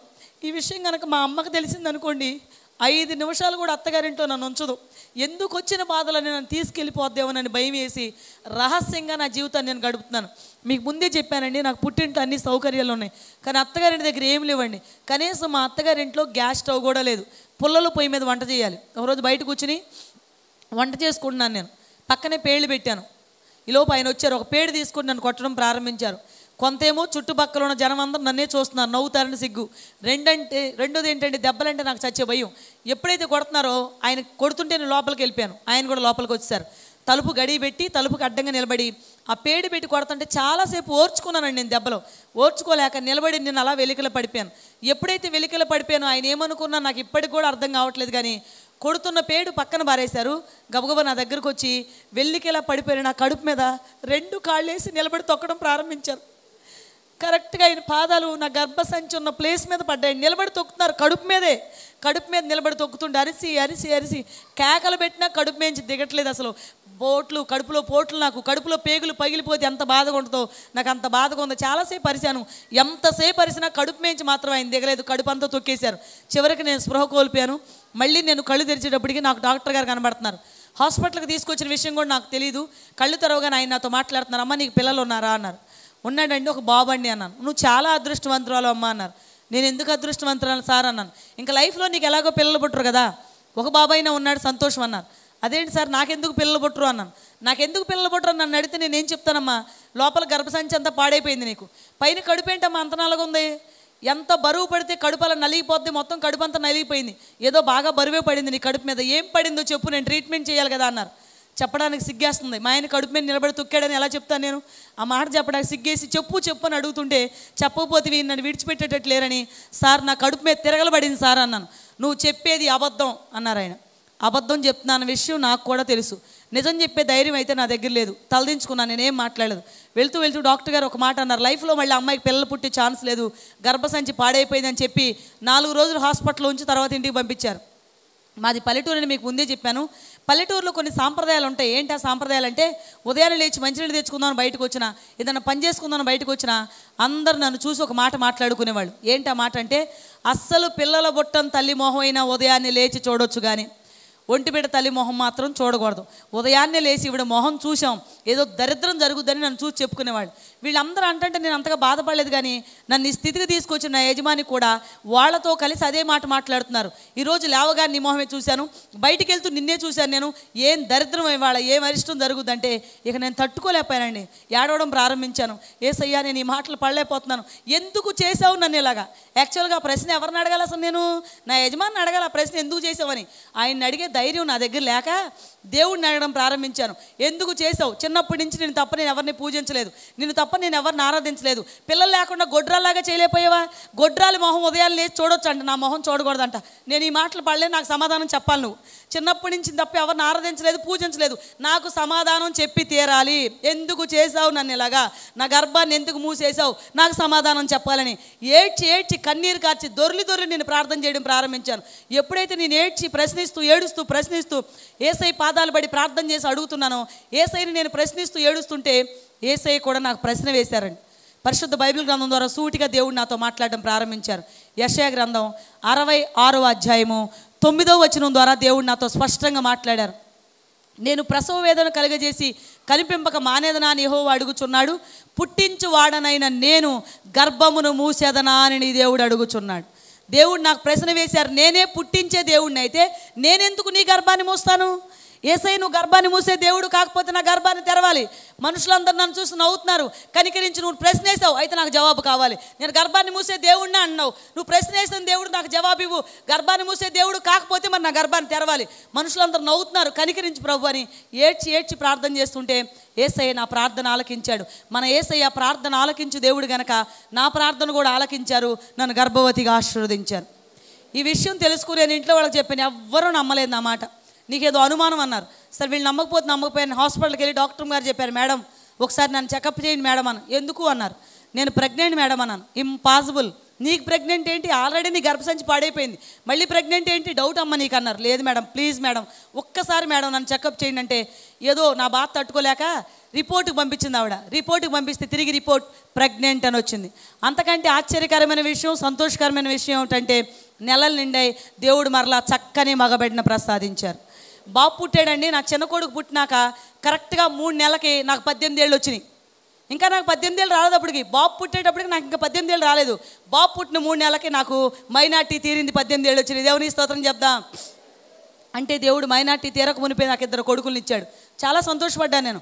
సంతోషం అంటే నాకు 2 కొడుకులు పుట్టేశారని కాదు, ఆయన ఏదైతే కోరుకున్నారో అలా జరిగింది కనుక ఇక నన్ను చాలా బాగా చూసుకుంటారని సంతోషపడ్డాను నేను ఆశించిన మార్పులు ఏమీ రాలేదు, కానీ క్రొత్త మార్పులు వచ్చాయి. ఏంటి క్రొత్త మార్పులు అంటే, ఆయనకున్న పరిస్థితిని బట్టి ఎక్కడికైనా బయటికి వెళ్ళిపోవడం. 2 లేక 3 రోజులు ఇంటికి వచ్చేవారు కాదు. పోనీ వెళ్ళేటప్పుడు అమ్మ నేను పలానా చోటకు వెళ్తున్నాను, మళ్ళీ వస్తానని నాకు చెప్పాలి కదా. ఎప్పుడూ చెప్పరు, ఎక్కడికి వెళ్తారో తెలియదు, ఎప్పుడు వస్తారో తెలియదు. మా అత్తగారికి మామయ్య గారికి ఒక 60 సంవత్సరాల వయసు దాటిపోయిందండి. వాళ్ళు ఏమన్నారంటే, ఎంతకాలం నేను ఇలా పోషించాలి, మేము నిన్ను నీ పిల్లలు పోషించడం మాకు కష్టమైపోతుంది. వాళ్ళు పెద్దవాళ్ళు అయిపోయారు, ముసలి వాళ్ళు. హాస్పిటల్కి వెళ్ళాల్సి వచ్చేది పిల్లల కోసం. వీడికి జ్వరం వస్తే వాడికి వాంతులు అయితే వీడికి మోషన్స్. హాస్పిటల్కి తీసుకెళ్తే ఫీజులు, మందులు, ఛార్జీలు. అప్పట్లోనే 18 సంవత్సరాల క్రితం విషయం ఇది. అప్పట్లోనే వారానికి 500 అమ్మ, వారానికి 500 మేము ఇవ్వలేం, కానీ నీ తిప్పలు నువ్వు పడని 2 గిన్నెలు నాకు ఇచ్చి వేరే వండుకోమన్నారు. వేరే వండుకోవడానికి సరుకులు లేవు, సరుకులు తెచ్చుకుంటాక డబ్బులు లేవు. అమ్మకి చెప్తే పుట్టింటికి వెళ్ళిపోతామంటది. ఎవరికైనా చెప్తే అమ్మకి చెప్పేస్తారు, ఎవరికి చెప్పకుండా సంఘానికి వచ్చి సంఘంలో ఉన్న సంఘ సభ్యులకు చెప్పాను, అమ్మ నా పరిస్థితి అంతా మీకు తెలుసు, మీరు చూస్తున్నారు, నన్ను వేరే పెట్టేశారు వాళ్ళు, ఇప్పుడు నేను ఎలా బ్రతకాలి, నా పిల్లలకి ఎలా వండి పెట్టుకోవాలి, కనుక నాకు చిన్న సహాయం చేస్తారా అన్నాను. ఏంటమ్మా అన్నారు. పొలం పనులకు వెళ్తారు కదా మీరు, నన్ను కూడా తీసుకెళ్ళండి అన్నాను. అమ్మో మీకు అలవాట్లేదు కదండి అన్నారు. అలవాట్లేదమ్మా, అవసరం ఉంది, మీరు ఏ పనికి వెళ్ళినా వస్తాను, నన్ను తీసుకెళ్ళండి అన్నాను. వాళ్ళు అన్నారు ఊడుపులకు వెళ్తున్నామండి, వస్తారా అన్నారు. వస్తాను. ఎన్నింటికి వెళ్ళాలి? 9ంటికి అండి. ఇంటికి ఎన్నింటికి వస్తాం? 5ంటికి అన్నారు. పెద్ద కొడుకు నడుస్తున్నాడు, చిన్న కొడుకు 3వ నెల పిల్లడికి పాలిచ్చేసి మా అత్తగారి చేతికి ఇచ్చి, అత్తయ్య నేను పొలం వెళ్తున్నాను, సాయంత్రం 5ంటి వరకు ఇంటికి రానంట. అప్పటి వరకు పాలు దాక్కుండా బాబు ఉండలేడు, ఎలా ఆపుతావో ఆపు అని చెప్పి బాబునిచ్చేసి వెళ్ళిపోయేదాన్ని. తీరా నేను చేను గట్టి మీకు నిలబడి చూస్తే మీరు నమ్మపోండి, కనీసం బట్టలు మడుచుకోవడం కూడా చేత అవట్లేదు అందులోకి వెళ్ళాక. సరే మొత్తానికి గట్టి మీద నిలబడి చూసి మొత్తానికి అందులో దిగితే ఇంత లోతు నీళ్లు, మట్టి, బురద. ముందుకు నడవే నా పని అంతా మాత్రంగా ఉంది. ముందుకు నడవలేకపోతున్నాను రా నాయన నేనంటే దిగి వెనక్కి నడిచి రమ్మన్నారు. అందులో వాళ్ళు మొక్కలు కూడా వెనక్కి నడిచి పెట్టమన్నారు. ముందుకే వెళ్ళలేకపోతున్నాను. నేను ఎప్పుడు చేలోకి అడుగు, నా లైఫ్లో నేను చేలోకి వెళ్ళలేదు. కాలు జారి పడిపోతుంటే వాళ్ళు నన్ను చూశారు. ఏమంటే మీకు ఈ పని రాదు, మాకు అర్థమవుతుంది, రైతులు వస్తే మరి మేము చెప్పాలి కదా, పని చేసుకోవడానికి అమ్మాయి వచ్చింది తప్పదని. నారుకట్టలు అక్కడ ఉన్నాయి, నారుకట్టల దగ్గర నిలబడండి, మీరు యేసుప్రభు పాటలు పాడతారు కదా, పాటలు పాడుతూ నారేయండి అండి సాయంత్రం వరకు అన్నారు. సాయంత్రం వరకు వచ్చిరని పాటలన్నీ పాడేసి నారుకట్టలు వాళ్ళ వెనకాల పడేసి సాయంత్రం 5 గంటలకు నేను ఇంటికి వెళ్ళేటప్పటికి ఇంటి దగ్గర పరిస్థితి మాత్రం దారుణంగా ఉండేదండి. ఎందుకు నేను దారుణం అన్నానంటే, నేను 9ంటికి వచ్చేదాన్ని పొలం, వీడు 10ంటికి ఏడుపు మొదలెట్టేవాడంట పాల కోసం. గొక్కబట్టి ఏడుస్తుంటే 3 నెలల పిల్లోడిని 5ంటి వరకు పాలు దాక్కుండా ఆపడం కష్టం కనుక పటికి బెల్లం తీసుకొచ్చేసి నీళ్ళల్లో నానబెట్టేసి దూది పట్టుకుని ఉదయం 10 గంటల దగ్గర నుంచి సాయంత్రం 5 గంటల వరకు పటికి బెల్లం నీళ్ళు పోసేవాళ్ళు. తాగి తాగి తాగి గొక్కబట్టి ఏడుస్తుండేవాడు. బాబుని వెళ్ళేటప్పటికి వీధి చివరికి వినపడేది వాడు ఏడుపు. పరిగెత్తుకుంటూ వెళ్ళిపోయి కడుపు నిండా పాలిస్ చేస్తే అయితే వాంతులు, లేకపోతే మోషన్స్. హాస్పిటల్కి తీసుకెళ్తే డాక్టర్ గారు నన్ను తిట్టేవాళ్ళు, కానీ పిచ్చి కానీ పట్టిందేంటమ్మా, పిచ్చా నీకు ఇప్పుడు 3వ నెల, నువ్వు తెలియక చేస్తున్నావా, పొలం వెళ్ళి వచ్చానని చెప్తావేంటమ్మా, తలకు గొడ్డలేదు, చెవులో దూదు లేదు, కాళ్ళకి చెప్పులు లేవు, పైగా పొలం వెళ్ళి వచ్చానన్నావు, అసలు నీకు భయం ఉందా, బాబుని చంపేస్తావేంటి, నువ్వు చచ్చిపోతావు తెలుసా, బాలెంతమమ్మ నువ్వు అనేవారు. సార్ నా పరిస్థితి మీకు తెలియదు, తెలిస్తే మీరు అలా మాట్లాడరు, తెలియక మీరు అలా మాట్లాడుతున్నారని చెప్పి డాక్టర్ గారు చెప్పినా వినకుండా మళ్ళీ నేను పనికి వెళ్ళానండి. కలుపులు వస్తే కలుపులకు వెళ్ళాను, కోతలు వస్తే కోతలకు వెళ్ళాను, పనులు అయిపోయి కానీ పరిస్థితి మారట్లేదు. 30 రూపాయలు కూలండినప్పుడు. ఎప్పటి సంగతి ఇది? 18 సంవత్సరాల క్రితం మాట నేను చెప్తున్నాను. 30 రూపాయలు కూలి. ఎన్ని 30 రూపాయలు అయితే పక్కింటి వాళ్ళ దగ్గర తెచ్చిన 500 ఇవ్వగలను, మళ్ళీ వారానికి 500 కావాలి. పనులన్నీ అయిపోయినాక వెళ్ళి వాళ్ళని అడిగాను, అమ్మ ఇంకేదన్నా పని ఉంటే చూపిస్తారా, లేవండి అన్న. అలా కుదరదు, ఏ పని చెప్పినా చేస్తానండి. వాళ్ళు అన్నారు, సరే ఆడవాళ్ళం ఎవరు వెళ్ళం కానీ మగాళ్ళు వెళ్తారు, ఏం పని అన్నారు. కట్టేతలండి అన్నారు. మీరెవ్వరు నన్ను అపార్థం చేసుకోనంటే, ఎందుకంటే మీరు రానన్నారు కనుక, మీరు రాకపోయినా నాకు పర్లేదు, మీ భర్తలతో పాటు నన్ను పంపించండి అని చెప్పి 40 మంది మగవాళ్ళండి, 40 మంది మగవాళ్ళతో కలిసి నేను కట్టేతకు వెళ్ళాను. వాళ్ళందరూ నన్ను చూసి మీరు వచ్చారేంటండి, అసలు మీరు, నా పరిస్థితి బాగాలేదు, నన్నేం అడగొద్దు, ఒకసారి నాకు పని ఎలా చేయాలో చెప్పండి అంటే, ఒక అతను మోపులు కట్టొచ్చామండి, అవి మొయ్యాలి, మేము ఎత్తుతాం, మీరు మొయ్యండి, మాతో పాటు మోపులు మొయ్యండి, మధ్యాహ్నం వరకు పర్లేదండి, మధ్యాహ్నం నుంచి కుప్ప కాస్త ఎత్తు అయిపోద్ది, ఎత్తు అయి నాకు నిచ్చినేస్తారు, నిచ్చిన మీద నుంచి కూడా మోపులు పైకి ఇచ్చి రావాలన్నాడు. సరేనని చెప్పాను. మధ్యాహ్నం వరకు బాగానే మోసానండి మోపులు. నేను మధ్యాహ్నం నుంచి నిచ్చిన వేసారు, ఇక కుప్ప పైకి వెళ్ళిపోయింది, పైకి ఎక్కడం కిందకు దిగడం, పైకి ఎక్కడం కిందకు దిగడం, ఒళ్ళు కదిలిపోయి పచ్చి బాలింతనేమో నేను, చలి జ్వరం వచ్చేసింది నాకు, నిలబడలేను కూర్చోలేను. ఇంటికి వచ్చే వరకు ఓర్చుకున్నాను. హాస్పిటల్కి తీసుకెళ్ళేవారు, ఒక ట్యాబ్లెట్ కూడా తీసుకొచ్చి నాకు వేసేవాళ్ళు ఎవరు లేరు. మోకరించి ఏడ్చి ప్రార్థన చేయడం ప్రారంభించాను. ఏసయ్య నన్ను ఎవరో పట్టించుకోరు, నా యజమాని చూస్తే అంతకంటే పట్టించుకోడు, కనీసం నువ్వైనా నాతో మాట్లాడతావా, నువ్వైనా నన్ను పట్టించుకుంటావని ఏడ్చి ప్రార్థన చేసుకుని పడుకుని నిద్రపోయాను. బాగా జ్వరంతో ఉన్నాను, నేను అలిసిపోయి పడుకున్న కాసేపటికి ఒక కళ, మెలకుగుండగా జరిగిన సన్నివేశం కాదు, కళలో ఎవరో ఒక వ్యక్తి నా దగ్గరికి నడిచి వస్తున్నారు. ఆయన చేతిలో ఒక పాత్ర ఉంది, ఆయన చేతిలో ఉన్న పాత్ర మాత్రం తళతళా మెరిసిపోతుంది. దగ్గరకు వచ్చి ఆయన నన్ను పిలిచారు, అమ్మ అన్నారు. నేను అనుకున్నాను ఇంటికి వచ్చి ఎవరన్నా నన్ను పిలుస్తున్నారేమో అనిపించి లేచి అటు ఇటు చూస్తున్నాను. నేను మా ఇంటికి ఎవరు రాలేదు, పడుకున్నాను. రెండోసారి వినబడింది నాకు ఆ స్వరం, అమ్మ అని. ఆలకిస్తే ఆ స్వరం ఎలా ఉందంటే, మా బాబు పెద్ద బాబు పాలకలేస్తే అలాగే పిలుస్తాడు. ప్లాస్కోలో పాలుంటే పోసిస్తే తాగేసి పడుకుంటాడు. బాబేమో నన్ను చూస్తే బాబు నిద్రపోతున్నాడు. ఇదేంటి రూమ్లో ఎవరు లేరు, నా దగ్గరికి ఎవరు రాలేదు, మరి నన్ను పిలిచేది ఎవరు అర్థం కావట్లేదు నాకు. పడుకున్నాను. మళ్ళీ మూడోసారి వినబడింది నాకు ఆ స్వరం, అమ్మ అని. కళ్ళు తెరిస్తే నాకు ఎవరు కనపట్లేదని కళ్ళు అలా మూసుకుని ఏంటయ్యా అన్నాను. ఆయన దగ్గరకు వచ్చారు, అమ్మ నీకు తల అంటాలి అన్నారు. చాలా జ్వరంతో ఉన్నాను, ఇప్పుడు మాత్రం నేను తల అంటుకోలేను అన్నాను. నీళ్ళతో కాదమ్మా, నీకు నూనెతో తల అంటాలి అన్నారు. అయ్యా రాసుకోవడానికి చిన్న సీసాలో ఉంది మా ఇంట్లో, తల అంటుకునేంత నూనె మాకు లేదు అన్నాను. ఆయన తెచ్చిన పాత్ర నాకు చూపిస్తున్నారు, అందులో నిండుగా నూనె ఉంది. 3 దోసులు ఆయన ఇలా పట్టుకుని, తండ్రి యొక్కయు కుమారుని యొక్కయు పరిశుద్ధాత్మ యొక్క నామములోనికి నేను అభిషేకిస్తున్నాను, ఈ రోజు నుంచి నా సాక్షివే అన్నారు. తలంతా తడిసిపోతుంది, మొహం అంతా తడిసిపోతున్నాయి, బట్టలన్నీ తడిసిపోతున్నాయి. ఎవరి వ్యక్తి నెత్తి మీద నాకు ఎందుకు ఇలా నూనె పోస్తున్నారు, నాకేమీ అర్థం కావట్లేదు. ఉలిక్కిపడి కళ్ళు తెరి చూసేటప్పటికి నూనె కానీ మనిషి కానీ నాకు కనబడలేదు. ఇది కళ అని అర్థమైంది. ఉదయాన్నే వెళ్ళిపోయి మా పాస్టర్ గారికి చెప్పాను, అయ్యగారండి రాత్రి అలా కళ వచ్చింది అయ్యగారు, నాకు ఎవరో ఒక వ్యక్తి వచ్చి నూనెతో నా తల అంటేశారు అయ్యగారు అంటే, అమ్మ అది అభిషేక దర్శనం అమ్మ, దేవుడే స్వయంగా వచ్చి నీ తల అంటారు కనుక దేవుడికి ఏదో గొప్ప ప్లాన్ ఉంది నీ మీద, ప్రార్థన చేసుకో అన్నారు. ప్రార్థన చేసుకున్నాను. ఆ దర్శనం తర్వాత అద్భుతమైన మార్పు జరిగిందండి నా లైఫ్లో. ఎందుకు అద్భుతమనంటే, ఆ క్షణం నుంచి ఎలా వచ్చేసిందో నాలోకి నాకు తెలియకుండానే వాక్యం చెప్పే వరం వచ్చేసిందండి. ఈరోజు 13 ఏళ్ళ నుంచి దేవుని సువార్తలో నేను ఉన్నానంటే, ఎక్కడ నేను బైబిల్ ట్రైనింగ్ చేయలేదు. బైబిల్ ట్రైనింగ్ చేయకుండానే 13 ఏళ్ళ నుంచి సువార్త ప్రకటిస్తున్నానంటే, ఆ రోజు ఇచ్చిన అభిషేకంతో ఈ రోజు వరకు నేను వాక్యం చెప్తున్నాను. మరుసటి రోజుకు ఒక స్వరం, చర్చిలోకి వెళ్ళి వాక్యం చెప్పు, చర్చిలోకి వెళ్ళి వాక్యం చెప్పని వినపడుతుంటే కాస్త భయపడ్డాను నేను. రోజు వెళ్ళి వాళ్ళ చర్చిలో కూర్చొని వాక్యం వినొస్తాను. నేను వాక్యం చెప్తానంటే ఆ పాస్టర్ గారు ఏమనుకుంటారు, ఆ పాస్టర్ గారు ఏమనుకుంటారు, నాకు ఇదేం పరీక్ష ఆయన అనుకుని వెళ్ళి పాస్టర్ గారు చెప్పాను, అయ్యగారండి నాకు అలాంటి కోరికలు కానీ అలాంటి ఆశలు కానీ నా మనసులో కూడా లేవు అయ్యగారు. రాత్రి కాలు వచ్చిన దగ్గర నుంచి వాక్యం చెప్పు అని మాట వినపడుతుంది పాస్టర్ గారు నాకు అంటే, ఆయన అన్నారమ్మా దేవుని పిలుపు ఉందా నీకు, అవునని కానీ కాదని కానీ నేను చెప్పలేను. ఎక్కడికో వెళ్ళి వాక్యం చెప్పడం ఎందుకు, మన చర్చిలోనే బుధవారం స్త్రీల కూటంలో పర్మిషన్ ఇస్తాను, ఆడవాళ్ళకు వాక్యం చెప్పన్నారు.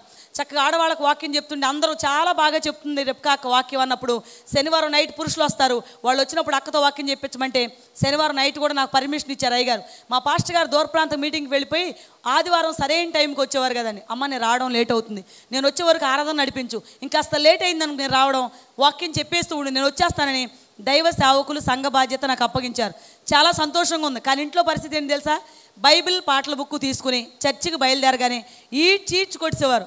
బైబిల్ ఓ చోట పడిపోయేది, పాటల బుక్ ఓ చోట పడిపోయేది, మళ్ళీ ఏమీ తెలియనట్టు నేనేమి ఎరగనట్టు ఇంట్లో దెబ్బలు తిని చర్చిలోకి వచ్చి వాక్యం చెప్పేదాన్ని. ఏమని తెలుసా, యేసు ప్రభు చాలా గొప్ప దేవుడు, యేసు ప్రభు నమ్ముకుంటే చనిపోయిన వాళ్ళను కూడా దేవుడు బ్రతికిస్తాడు, అంత గొప్ప దేవుడు అని యేసు అని వాళ్ళకి వాక్యం చెప్పేదాన్ని. ఇంటికి వచ్చి ఆయనకి చెప్పేదాన్ని, మీరు కోరుకున్నట్టు దేవుడు 2 బాబులు ఇచ్చాడు, చర్చికి వెళ్తే దేవుడు ఇంకా ఆశీర్వదిస్తాడు, చర్చికి రండి అని చెప్పి నేను రాను అన్నా కూడా బలవంతంగా తీసుకొచ్చి చర్చిలో కూర్చోబెట్టేదాన్ని. పాటలు అయ్యే వరకు కూర్చునేవారు. వాక్యం స్టార్ట్ చేసే ముందు అందరూ కళ్ళు మూసుకుని ప్రార్థన చేస్తుంటే ఆయన మాత్రం మెల్లిగా లేచి వెళ్ళిపోయేవారు. ఇది నా జీవితంలో టైం టేబుల్. ఎంతకాలం నా జీవితం ఇలా గడిచిపోయిందంటే 95వ సంవత్సరం నుంచి 2005వ సంవత్సరం వరకు 10 ఇయర్స్ అదే టైం టేబుల్ అండి. 2005వ సంవత్సరం జనవరి 19వ తారీఖు బుధవారం వచ్చింది. స్త్రీల కూడా నడిపించి ఇంటికి వచ్చాను రాత్రి 9ంటికి. రాగానే ఆయన ఒక మాట చెప్పారు, రిప్కా ఇప్పటి వరకు ఊరుకున్నాను, నేను ఊరుకోను. అందరు నన్ను చూసి నవ్వుతున్నారు, ఇదేంటి సూర్యప్రకాష్ నీ భార్య, ఎవరైనా చర్చికి వెళ్ళి వాక్యం వినొస్తారు, మరి నీ భార్య ఏంటి వాక్యం చెప్తుంది, పాటలు పాడద్ది, డ్రమ్ములు కొడద్ది, పాస్టర్మ్మ గారు లాగా. మీ ఆవిడ పాస్టర్మ్మ గారు కాదు కదా, మరి ఎందుకు ఇలా చేస్తున్నావు నవ్వుతున్నారు, నువ్వు ఇలాగే చేసావనుకో నేను నిన్ను చంపేస్తాను అన్నారు. నేనేమనుకున్నానంటే చంపేస్తానని భయపెడితే చర్చి మానేస్తాను అనుకుని, ఒకవేళ ఆయన అలా భయపెడుతున్నారేమో అనుకుని, ఏమండి మీరు చంపేయండి అండి నా దేవుడు వచ్చి బ్రతికిస్తాడండి అన్నాను. తెల్లవారిపోయింది. ఆయన మనసులో ఏముందో నాకు తెలియదు, దేవుడికి తెలియాలి. జనవరి 20వ తారీఖు వచ్చింది. గమనించండి, ఇప్పుడు నేను చెప్తున్న సంఘటన 2005వ సంవత్సరం జనవరి 20వ తేదీ రాత్రి జరిగిన సంఘటన మీకు చెప్తున్నాను.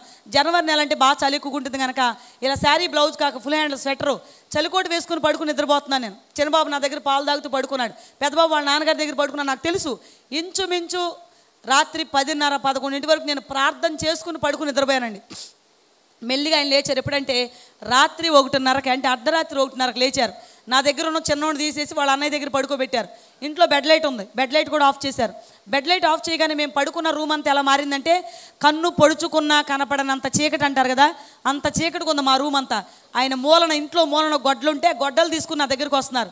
నాకున్న అలవాటు ఏంటంటే, నేను ఎప్పుడు పడుకున్నా సరే ఇలా మొక్కమే చేయబెట్టి పడుకున్నా, అదొక అలవాటు నాకు. ఆయన నా దగ్గరకు వచ్చారు, పలానా చోట నరికేయాలని ముందే ఒక ప్లేస్ ఆయన నిర్ణయించుకుంటారు. లైట్ ఆపేటప్పటికి నేను ఎక్కడ పడుకున్నానో కూడా ఆయన కనపట్లేదు. బాగా అంత చీకటిగా ఉంది. మొత్తానికి ఆయన అనుకున్న ప్లేస్లో ఆయన కనపట్లేదు కనుక ఎక్కడో చోట నరికేయాలి అనుకున్నారేమో. ఆయనకి ఎంత బలం ఉంది, అంత బలంతో ఒకే ఒక్క దెబ్బ వేశారని. అది ఎక్కడ పడిందో ఆయనకు తెలీదు. ఆయన అనుకున్న ప్లేస్లో మాత్రం ఆ దెబ్బ పడలేదు. అది పడ్డమే నా ఎడమ చేతి మీద పడిపోయి పడ్డమే ఒక ముక్క దిగిపోయి కింద పడిపోయింది. నా చెయ్యి మీ అందరికి కనబడుతుంది. ఇంకేజ్ ఒకవేళ కనబడకపోతే మీటింగ్ అయినా కాస్త దగ్గరకు వచ్చి చూద్దరు, కానీ కనబడిన వాళ్ళు మాత్రం అక్క మీ చెయ్యి మాకు కనబడుతుంది, అక్కడి నుంచి ముక్క కట్టేయింది మాకు కనబడుతుంది అన్నాడు. ఒకసారి మీ చెయ్యి నాకు చూపిస్తారా? కనబడుతుందంటే ఓకే రైట్, ఒక కనబడుతుంది కదా. ఎప్పుడైతే ఇలా నరికేశారో నా చేతిలో గొడ్డలతో నరికారని నాకు తెలియదు, ఒక ముక్క కట్టేయిందని నాకు తెలియదు. అర్ధరాత్రి 1:30కి నా చేతి నుంచి ఇంత బాధ ఎందుకు వస్తుందో అర్థం కాక పరిగెత్తుకుంటూ వెళ్ళిపోయి ట్యూబ్ లైట్ ఆన్ చేసి వెనక్కి తిరిగి చూసేటప్పటికి మంచం పక్కన ముక్క కనపడుతుంది. ఈ పడిపోయిన ముక్క మంచం పక్కన వడిగిపోయాను. అది చూసి నేను కంగారుగా ఏంటి అండి అన్నాను. ఇక్కడ ఎక్కువ మొక్కుపోవడం వల్ల బ్లడ్ ఆగట్లేదు, బాగా బ్లడ్ బయటకు కొట్టేస్తుంది. కుళాయి తిప్పి వదిలేస్తే ఎంత ఫోర్స్గా వాటర్ బయటకు కొట్టేస్తాం అంత ఫోర్స్గా బ్లడ్ బయటకు కొట్టేస్తుంది, ఆగట్లేదు. ఈ చేత్తో ఈ చేయి గట్టిగా నొక్కేసి ఒడిగిపోతూ ఏంటండి అన్నాను. చంపేస్తాను చర్చిలోకి వెళ్ళి వాక్యం చెప్పామంటే. అసలు మనలో ఎవరైనా ఉన్నారు నీలాగా? ఆ వాక్యం చెప్పడం ఏంటి, ఆ పాటలు పాడడం ఏంటి, ఆ డ్రమ్ములు కొట్టడం ఏంటి, ఇంకెప్పుడైనా అలా చేస్తే చంపేస్తానని చెప్పి అయినా మానలేదు అని ఆయన మాట్లాడుతున్నారు. అప్పుడు గుర్తొచ్చిందండి నిన్న ఆయన చెప్పిన విషయం నాకు. ఏమండి చిన్నప్పటి నుంచి యేసు ప్రభు తప్ప నాకు ఏ దేవుడు తెలియదండి, పోనీ 2-3 రోజులు అన్నం తినకుండా ఉండమంటే ఉంటానండి, చర్చికి వెళ్లకుండా ఉండలేనండి అన్నాను. ఇంకా ఏదో చెప్పాలి అనుకుంటున్నానండి నేను, చెప్పే అవకాశం ఆయన నాకు ఇవ్వలేదండి. మళ్ళీ గొడ్డల పైకెత్తారు. ఎప్పుడైతే గొడ్డల పైకెత్తారు ఇక నాకు కంగారు వచ్చేసింది. గొడ్డలు చూడగానే మళ్ళీ నరికేస్తారని నాకు అర్థమైపోయింది. ఆ కంగారులో ఇందాక ముఖం మీద నా చెయ్యి ఇలా అడ్డం లేకపోతే దెబ్బ ఎక్కడ పడేది, కరెక్ట్గా ముఖం మీద పడేది. అది గుర్తొచ్చిందండి నాకు. ఎప్పుడైతే గుర్తొచ్చేసిందో దడొచ్చేసి నాకు 2 చేతులు అడ్డం పెట్టేశాను, ముఖానికి ఇలాగా ఇలా అడ్డం పెట్టేశాను. చేతులు తీ అని ఎన్నిసార్లు ఆయన చెప్పినా నేను వెళ్ళలేదు. చేతులు తీయలేదు, అడ్డంగా పట్టుకున్నాను చేతులు. ఎప్పుడైతే చేతులు అడ్డంగా పట్టుకున్నానో అదే గొడ్డలు పెట్టి చేతులు నరికేయడం ప్రారంభించారు.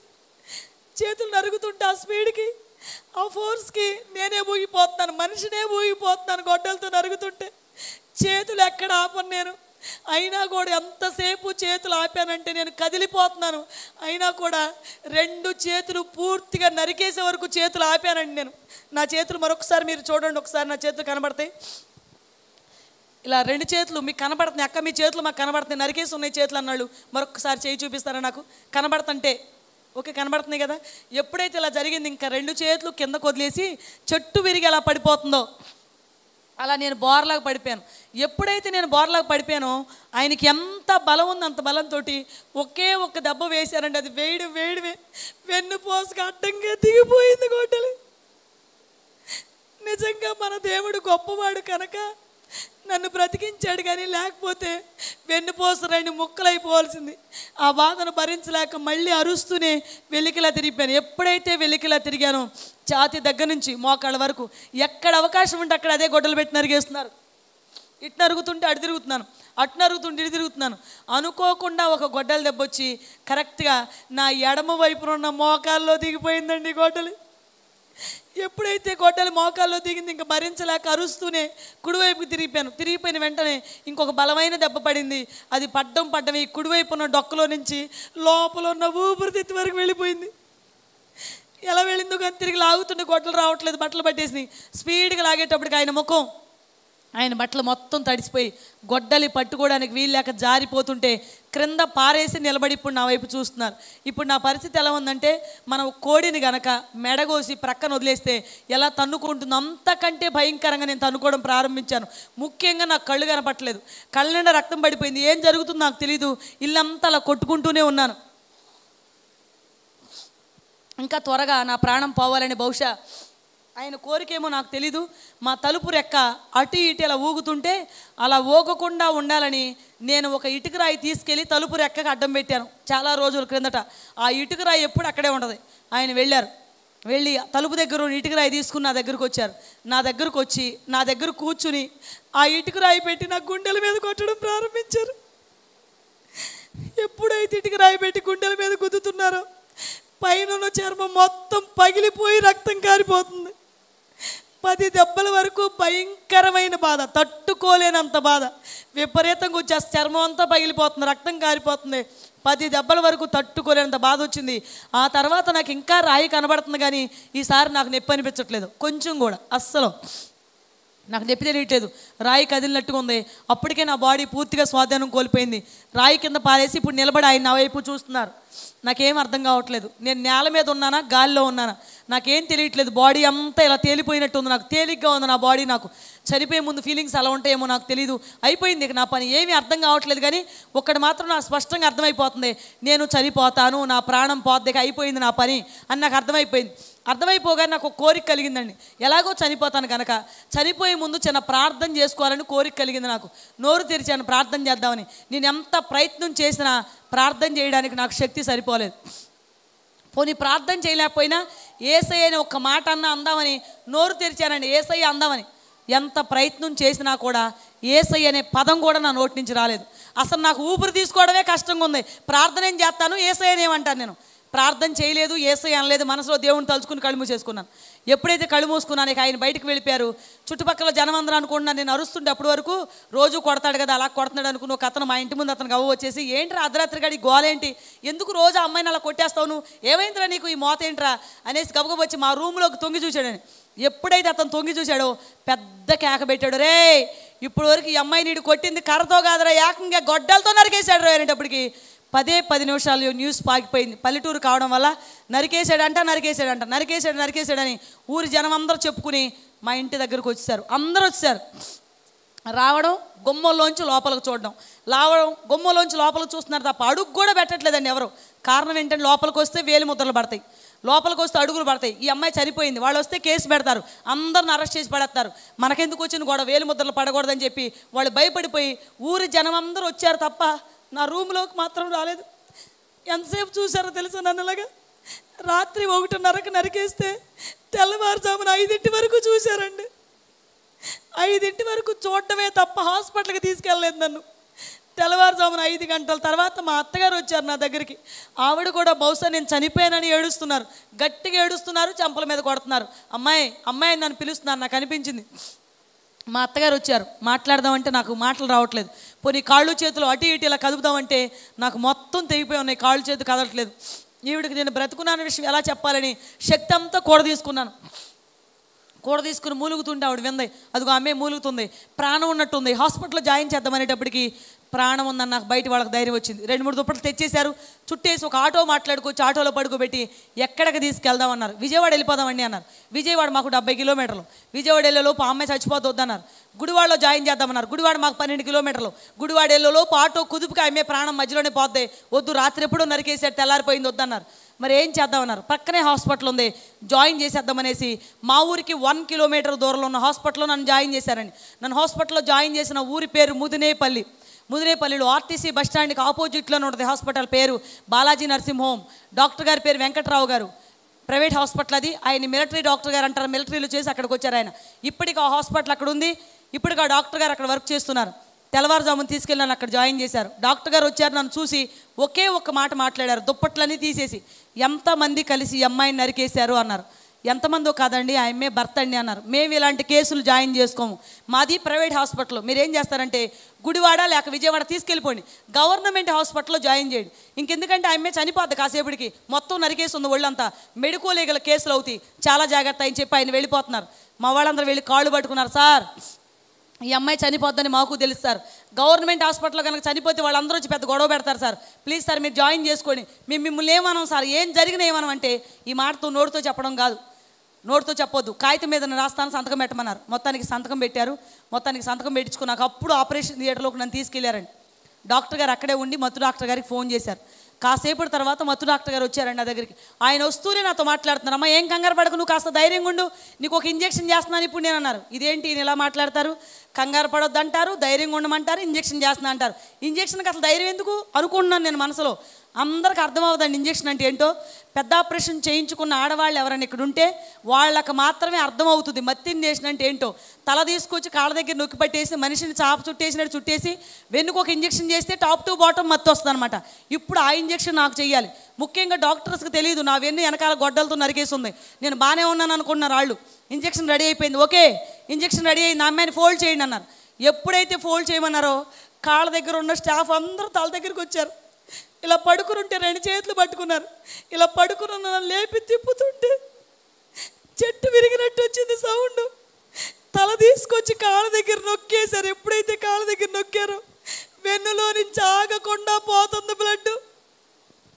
వెనకున్న నర్సు చూసింది నన్ను, సార్ సార్ సార్ ఒకసారి వెనక్కి రండి సార్, ఈ అమ్మాయికి వెన్నులోంచి బ్లడ్ పోతుంది సార్, బ్లడ్ కారిపోతుంది సార్, వెన్ను దిగిపోయింది సార్, ఈ అమ్మాయికి వెనక్కి చూడండి సార్ అంటే పరిగెత్తుకుని వచ్చి డాక్టర్ గారు చూశారు. ఏం మాట్లాడలేదు కానీ ఇంజెక్షన్ చేసి పడుకోబెట్టేశారు. 10 నిమిషాలు ఆగారండి. వాళ్ళిద్దరూ నా ముందుకు వచ్చి నాతో మాట్లాడుతున్నారు. వాళ్ళిద్దరు మాట్లాడుకుంటూ వినపడుతుంది నాకు.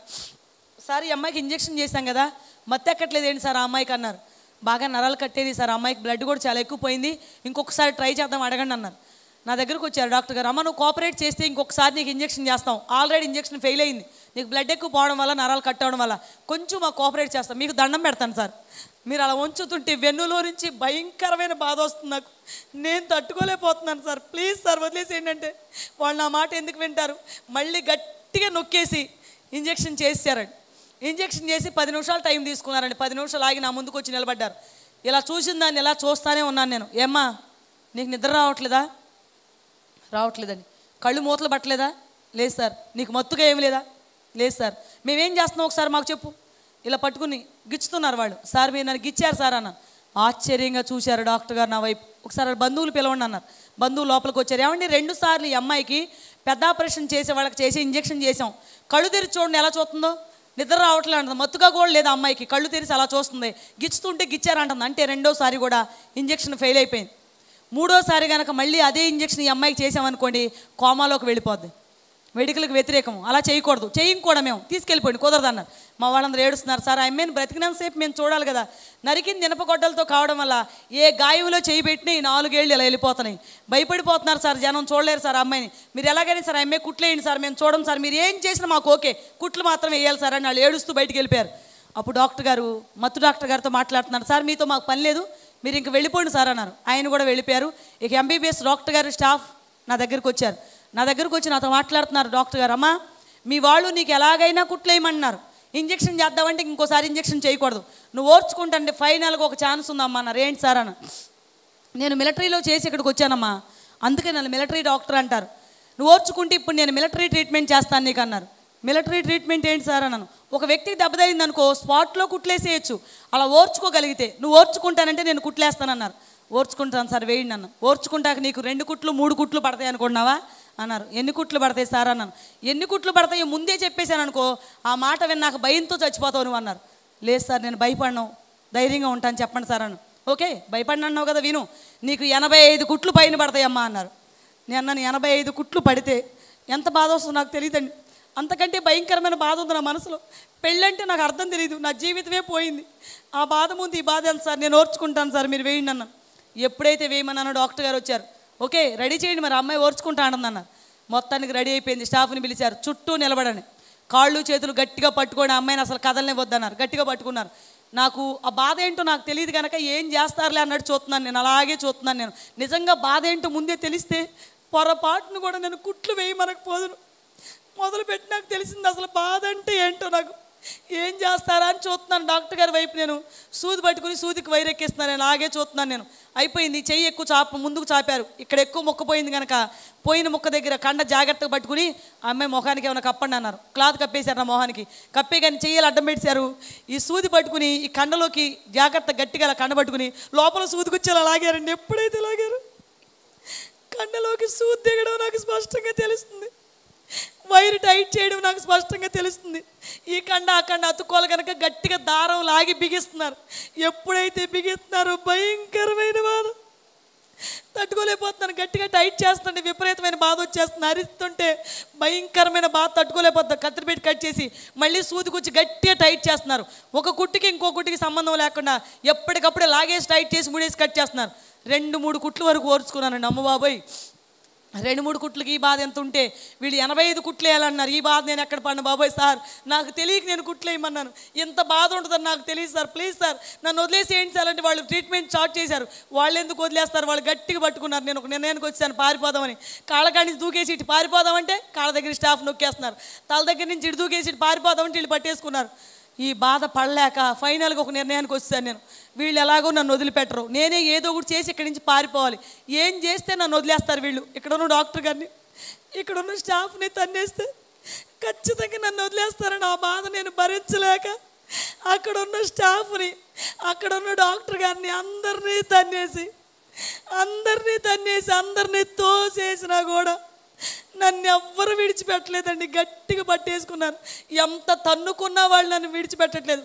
ఇక అరిసి వీళ్ళు నన్ను వదిలిపెట్టలేదని పెద్ద పెద్ద కేకలేస్తుంటే తెల్లవారిపోయింది కనుక ఇళ్లలో జనం మొత్తం బయటకు వచ్చేసారు. హాస్పిటల్లో పేషెంట్ తాలూకు ఉన్న జనం మొత్తం వాళ్ళ పక్కన ఉన్న వాళ్ళందరూ బయటకు వచ్చి లోపల నుంచి కేకలు ఏంటండి, ఆపరేషన్ థియేటర్లోంచి ఐఎంఏకి కానీ డెలివరీ అవుతుంది ఏంటంటే, డెలివరీ కాదండి, ఎవరో ఒక అమ్మాయి అంట ఐఎంఏకి 85 కుట్లు వేస్తున్నారు, తట్టుకోలేక అలా అరుస్తున్నప్పటికి ఎప్పుడు తెల్లవారుతుంది, ఎప్పుడు నన్ను చూద్దామని జనం అందరూ ఎదురు చూస్తున్నారు. మొత్తానికి 85 కుట్లు వేసారు. తీసుకొచ్చి ఒక జనరల్ వార్డులో నన్ను పడుకోబెట్టారండి. ఆ వార్డులో నేను కాక ఇంకా 2 మంచాలు ఉన్నాయి. ఉదయాన్నే మా అమ్మ కబురు చేశారు. అమ్మ వచ్చింది. అమ్మనైతే అసలు ఎవరూ పట్టుకోలేకపోతున్నారు. ఏ రోజు వచ్చి ఎలా ఉన్నామంటే బాగున్నానని చెప్పేది. అల్లుడు గారు ఎలా చూస్తున్నారంటే బాగానే ఉన్నారని, బాగా చూస్తున్నారని చెప్పింది. కానీ ఒక్కరోజైనా కొడుతున్నారని నాకు తెలియదు, తిడుతున్నారని నాకు చెప్పలేదు. ఒక్కరోజు కూడా నా కూతురు పుట్టింటికి రాలేదు. నా కూతురును చంపేశారమ్మో అని ఆవిడ ఏడుస్తుంది. వింటున్నాను కానీ మాట్లాడలేను. 3 రోజులు గడిచిపోయింది. 3 రోజులు అలాగే కంటిన్యూగా రక్తం కారుతూనే ఉంది. 4వ రోజుకి వచ్చేప్పటికి పూర్తిగా నా పరిస్థితి మారిపోయింది.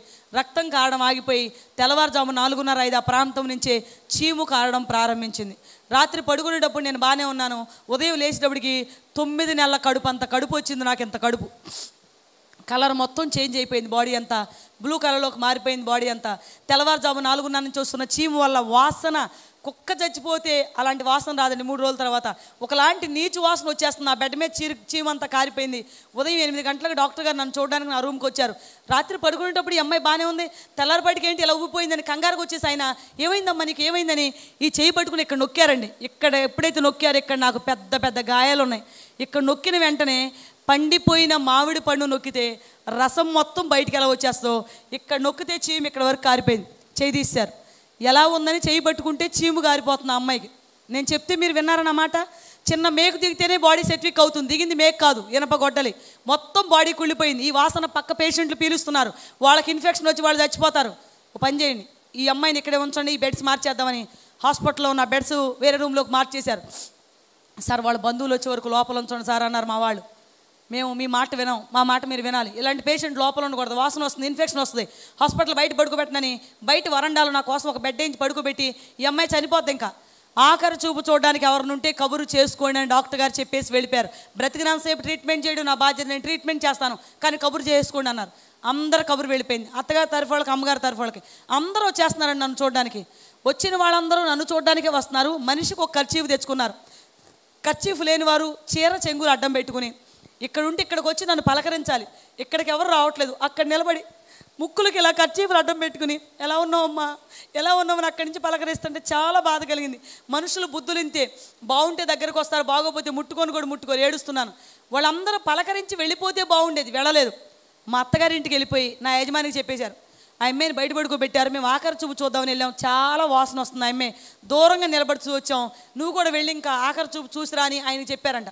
ఎప్పుడైతే ఆయనకు ఆ కబురు చెప్పి వెళ్ళి చూసిన ఆఖరి చూపు అన్నారో ఇక ఆయన కంగారు పడిపోయి మాట్లాడుతున్నారని వచ్చిన వాళ్ళందరూ నాకు చెప్తున్నారు. వింటున్నాను కానీ తిరిగి నేను మాట్లాడలేను. అందరూ వెళ్ళిపోయి నాకు ఏ సంఘానికైతే నేను సభ్యురాలను, సంఘ సభ్యులందరూ నా దగ్గరకు వచ్చారండి. అంత వాసన వచ్చిన సంఘం ఎవరో దూరంగా నిలబడలేదు. నా మంచం చుట్టూ నిలబడి అమ్మ నువ్వు చనిపోయి నాకు నీ 2 పిల్లల్ని ఎవరికేమంటావన్నారు. చనిపోతానని డాక్టర్ గారు చెప్తుంటే నేను కూడా విన్నాను. ఒక మాట నాకు సమాధానం చెప్పండి. ఇప్పటివరకు వాక్యం ఏమని చెప్పారు మీకు? యేసు ప్రభు గొప్ప దేవుడు, యేసు ప్రభు నమ్ముకుంటే చనిపోయిన వాళ్ళ బ్రతికిస్తాడని నేను మీకు వాక్యం చెప్పాను. అంటే మీరు చనిపోతుంటే యేసై బ్రతికిస్తాడని మీకు వాక్యం చెప్పాను. మరి నేను చనిపోతుంటే యేసై నన్ను బ్రతికించడా? ఒక్కసారి నా కోసం ప్రార్థన చేయండి అన్నారు. అందరు మోకరించి చేతులు నా వైపుకి అలా పెట్టి ప్రార్థన చేస్తున్నారు. నేను లేవలేను, మోకరించలేను. పడుకుని చేశానండి ప్రార్థన, పడుకుని చేశాను ప్రార్థన. యేసయ్యా బ్రతికితే నీ సాక్షిగా ఉంటాను, చనిపోతే నీ దగ్గరకు వస్తాను, నా పట్ల నీ చిత్తం ఎలా ఉంటే అలా జరిగించని చిన్న ప్రార్థన చేసుకున్నాను. వాళ్ళందరూ వెళ్ళిపోయారు. గత 4 రోజుల నుంచి కంటి మీద కునుకు లేదండి నాకు. ఆ రోజు మాత్రం కొంచెం నిద్ర పట్టింది. నిద్రపోతున్నప్పుడు ఒక స్వరం ద్వారా యేసయ్య నా దగ్గరకు వచ్చి నాతో మాట్లాడుతున్నారు.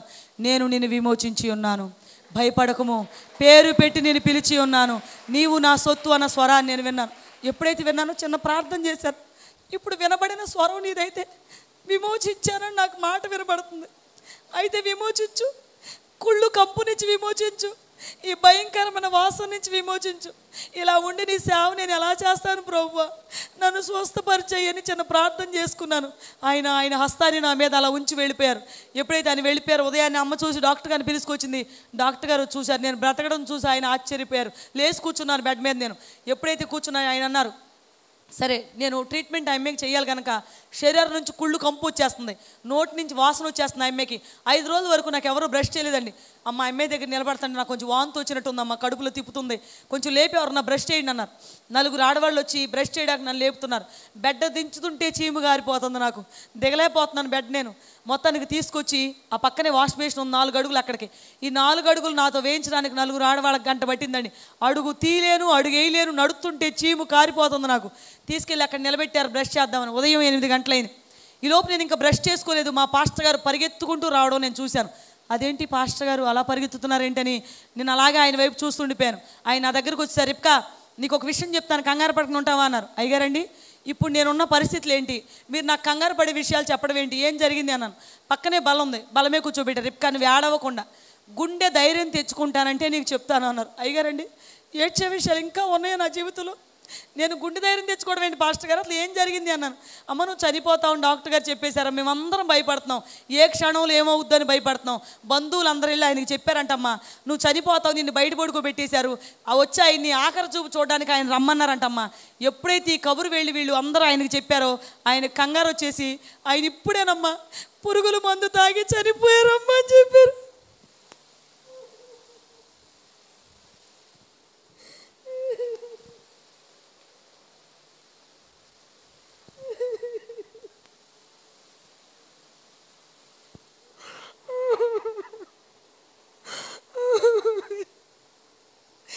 ఎప్పుడైతే భాష గారు మాట చెప్పారో తట్టుకోలేక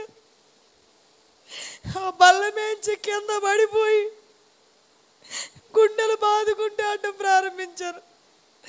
ఎప్పుడైతే నేను గుండెలు బాదుకుంటే ఏడుస్తున్నానో డాక్టర్ గారు పరిగెత్తుకుంటూ వచ్చారు నా దగ్గరికి.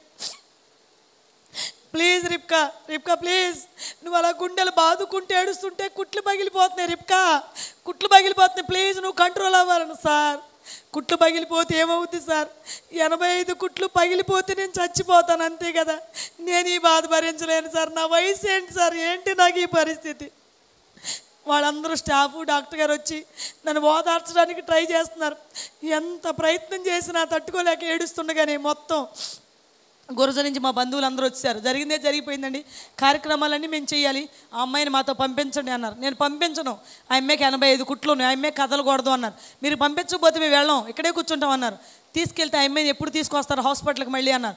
కార్యక్రమాలన్నీ అయిపోయే వరకు ఆ అమ్మాయి మళ్ళీ బయటికి రాకూడదు, మేము తీసుకురాము, మొత్తం కార్యక్రమాలు అయినాక తీసుకొస్తామన్నారు. డాక్టర్ గారు అన్నారు మళ్ళీ నేను వాళ్ళు కార్యక్రమాలు అయ్యే వరకు హాస్పిటల్కి తీసుకురారమ్మా, కుట్లన్నీ ఎండిపోతాయి కనుక కుట్లోడు తీయాలరా, మీకు దండం పెడతాను సార్, నేను ఈ బాధ పడలేకపోతుంటే మళ్ళీ కుట్లు ఎప్పు తీయడం ఏంటి సార్, నేను తట్టుకోలేను సార్, నన్ను వదిలేసేయండి సార్ అంటే డాక్టర్ గారు అస్సలు వెళ్ళలేదండి.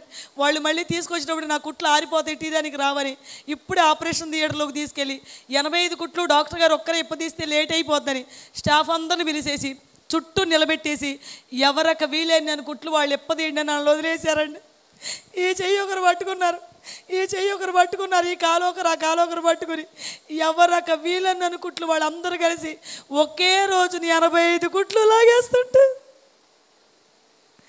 అరిసి అరిసి అరిసి వీళ్ళు 85 కుట్లు ఎప్పుడెప్పదీశారో నాకు తెలియదు, కానీ సగం కుట్లు ఎప్పదీసే లోపు నేను స్పృహ కోల్పోయాను. ఒళ్ళంతా బ్యాండేజీలే.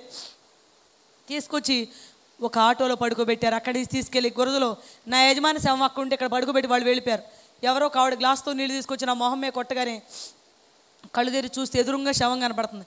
తట్టుకోలేక నేను ఏడుస్తుంటే నా ఏడుపు విని నా పిల్లలిద్దరు నన్ను చూసి తమ్ముడు తమ్ముడు అమ్మొచ్చింది తమ్ముడు అమ్మొచ్చింది తమ్ముడు అని పిల్లలిద్దరూ వచ్చి నా ఒళ్ళో కూర్చున్నారు. పిల్లల్ని చూడగానే నా గుండె పగిలిపోయింది. ప్రభా ఈ పిల్లల్ని ఏం చేయండి ఆయన, ఇప్పుడు నేను ఏంటి నాకు ఈ పరిస్థితి, కనీసం ఈ బాధ భరించే శక్తి అయినా ఓర్చుకునే శక్తి అయినా నాకు ప్రసాదించాయి, నా వల్ల కావట్లేదు నాయన. ఏడుస్తున్నాను. మొత్తానికి ఆ కార్యక్రమం అయిపోయింది. ఆ రోజు ఆ రాత్రి ఎవరికి వారే పడుకుని నిద్రపోతున్నారు. చూశాను, నన్ను ఎవ్వరూ చూడలేదు, అందరు నిద్రపోతున్నారు, ఎవరు చూడలేదు కదా, గమనించట్లేదని మోకరించి చిన్న ప్రార్థన చేద్దామని అలా మోకరించాను. ఎప్పుడైతే మోకరించానో అప్పుడే కుట్లోడు తీసుకొచ్చారేమో. నేను మోకరించగానే నాకు మోకాల్లోంచి రక్తం వచ్చేస్తుంది, కింద కూర్చోలేను, కుర్చీ వేసుకుని కూర్చుని చిన్న ప్రార్థన చేసుకున్నాను. యేసయ్య ఇలా ఎందుకు చేసావని అడగను, ఒకటి అడుగుతాను, నాకు సమాధానం చెప్పు. బయటికి వెళ్ళినప్పుడు నీ భర్త ఎవరు, ఆయన పేరేంటి అని అడుగుతారు. నేను సమాధానం ఏం చెప్పను. నా బిడ్డలకు తండ్రి ఎవరు, ఇప్పుడు మరి నాకు తోడెవరు, నాతో మాట్లాడు, ఏది మాట్లాడినా కూడా నాతో స్పష్టంగా మాట్లాడని ఏడ్చి ప్రార్థన చేసి యేసయ్యని అడుగుతుంటే యేసయ్య నాతో స్పష్టంగానే మాట్లాడారు. నిన్ను సృష్టించిన వాడు నీకు భర్త అయి ఉన్నాడు, సైన్యములకు అధిపతి యెహోవా అని ఆయనకి పేరు. ఎవరన్నా అడిగితే నా పేరే చెప్పు, నేనే నీకు తోడుకుంటానని దేవుడు నాతో మాట్లాడారు. యేసయ్య నువ్వు నాకు తోడుంటానంటే అసలు ఈ లోకంలో నాకు ఏది అక్కర్లేదు, నేను నీ కోసం నిలబడతాను ప్రభు అని ప్రార్థన చేసుకున్నాను. కార్యక్రమాలన్నీ అయిపోయినాక 5 రోజులకి మా అత్తగారు మామయ్య గారు ఆడపడిచి వచ్చి అమ్మతో మాట్లాడారు. ఏమండి 5 రోజులు అయింది అమ్మాయి ఇక్కడ తీసుకొచ్చి, పగలు రాత్రి ఏడుస్తానే ఉంటుంది. 5 రోజులు మేము ఓదార్చలేకపోయామంటే మీరు ఇక్కడే వదిలేసి వెళ్ళిపోతారు, రోజు ఏడుతుంటుంది. మా వల్ల కాదు నాయన, ఈ అమ్మాయిని మాత్రం మీరే తీసుకెళ్ళిపోండి అని సామాన్ సర్దేశారు. పుట్టింటికి తీసుకొచ్చేస్తున్నారు. వచ్చేటప్పుడు హాస్పిటల్కి మళ్ళీ తీసుకొచ్చారు. డాక్టర్ గారు ముందు అమ్మతో మాట్లాడారు. అమ్మ 1 సంవత్సరం పాటు మంచి ఆహారం, మంచి ఫ్రూట్స్ పెట్టండి అమ్మాయికి, మంచి ఆహారం పెట్టమని నన్ను వెళ్ళగానే భోజనం పెడితే అమ్మాయి గుండెకి చచ్చిపోతాయి, గుండె మీద రాయి పెట్టి కొట్టడం వల్ల గుండె కండిషన్ బాగాలేదు కనుక మీరు ఏం చేస్తారంటే 1 నెల రోజులు జావ చేసి పోయింది, అక్కడి నుంచి లైట్గా పెట్టండి భోజనం అన్నారు. సరేనందమ్మ. ఇప్పుడు డాక్టర్ గారు నా వైపు తిరిగి నాతో మాట్లాడుతున్నారమ్మా, నీ రక్తం అంతా ఇంట్లో పోయింది, మిగతా రక్తం ఆపరేషన్ థియేటర్లో పోయింది, మళ్ళీ నేను నీకు రక్తం ఎక్కించలేదు, కారణం ఏంటో తెలుసా అన్నారు. తెలియదు సార్ అన్న. ఒక్కసారి బాడీ కుళ్ళిపోయినాక ఆ బాడీకి మళ్ళీ రక్తం ఎక్కించకూడదు, వేస్ట్, నువ్వు చనిపోతావు నాకు తెలుసు కనుక వేస్ట్ అనుకుని నేను వదిలేశాను. కానీ నీకు తెలియని విషయాలు ఎంబీబీఎస్ డాక్టర్గా నాకు మాత్రమే తెలిసిన విషయాలు నేను చెప్పాలమ్మా అన్న. ఏంటి సార్ అన్నాను. నీ రక్తం అంతా ఇంట్లో పోయింది, మిగతా రక్తం ఆపరేషన్ థియేటర్లో పోయింది, మళ్ళీ చుక్క రక్తం నేను ఎక్కించలేదు, రక్తం పోయిన వెంటనే ప్రాణం పోవాలమ్మా, నీ రక్తం అంతా పోయింది, నేను రక్తం ఎక్కించలేదు, అయినా నీ ప్రాణం పోలేదు. ఇంకో విషయం తెలుసా నీకు, బైక్ మీద వెళ్తూ కాలు జారి పడితే కాళ్ళు చేతులు విరుగుతున్నాయి, బాత్రూంలో జారి పడితే కాళ్ళు చేతులు విరుగుతున్నాయి. వాళ్ళందరూ అనుకోకుండా పడినోళ్ళకి ఏదో ఒకటి ఇరిగిపోతుంది. కావాలని గొడ్డలతో నరికిన నిన్ను 85 కుట్లేసానమ్మ, అతి కష్టమే. నేను ఒక్క ఎముక నీకు విరగడం కానీ, ఒక్క ఎముక నీకు చెట్లం కానీ జరగలేదు. ఇంకో విషయం తెలుసా నీకు, వెన్ను లోపల నీకు అంత బలమైన గొడ్డల దెబ్బ దిగింది అమ్మ, నీ ఒళ్ళంతా నరాలు తెగిపోయినాయి అమ్మ. ఒంటి మీద నరాలు చాలా బలంగా ఉంటాయి, లావుగానే ఉంటాయి, కానీ వెన్నులో నరాలు అలా ఉండవమ్మ, వెంట్రుకల కంటే సున్నితంగా ఉంటాయి అమ్మ నరాలు. ఆ గొడ్డలి దెబ్బకి ఇంత బలమైన నరాలే తెగిపోయినాయి నీకు, కానీ వెన్నులో కూడా అంత బలమైన గొడ్డల దెబ్బే దిగింది. వెన్నులో నరాలు 1 లేక 2 నరాలు తెగితే ఖచ్చితంగా మనిషికి పక్షవాతం వస్తమ్మా. నీకు పక్షవాతం రాలేదు అంటే అర్థం ఏంటంటే, ఎందుకు రాలేదు పక్షవాతం అంటే ఆ నరాలు తెగలేదు, తెగితే పక్షవాతం వచ్చే, తెగలేదు కనుక పక్షవాతం రాలేదు. ఇవన్నీ చూస్తుంటే నాకు ఒక విషయం అర్థమైందమ్మా అన్నారు. ఏంటి సార్ అన్నాను.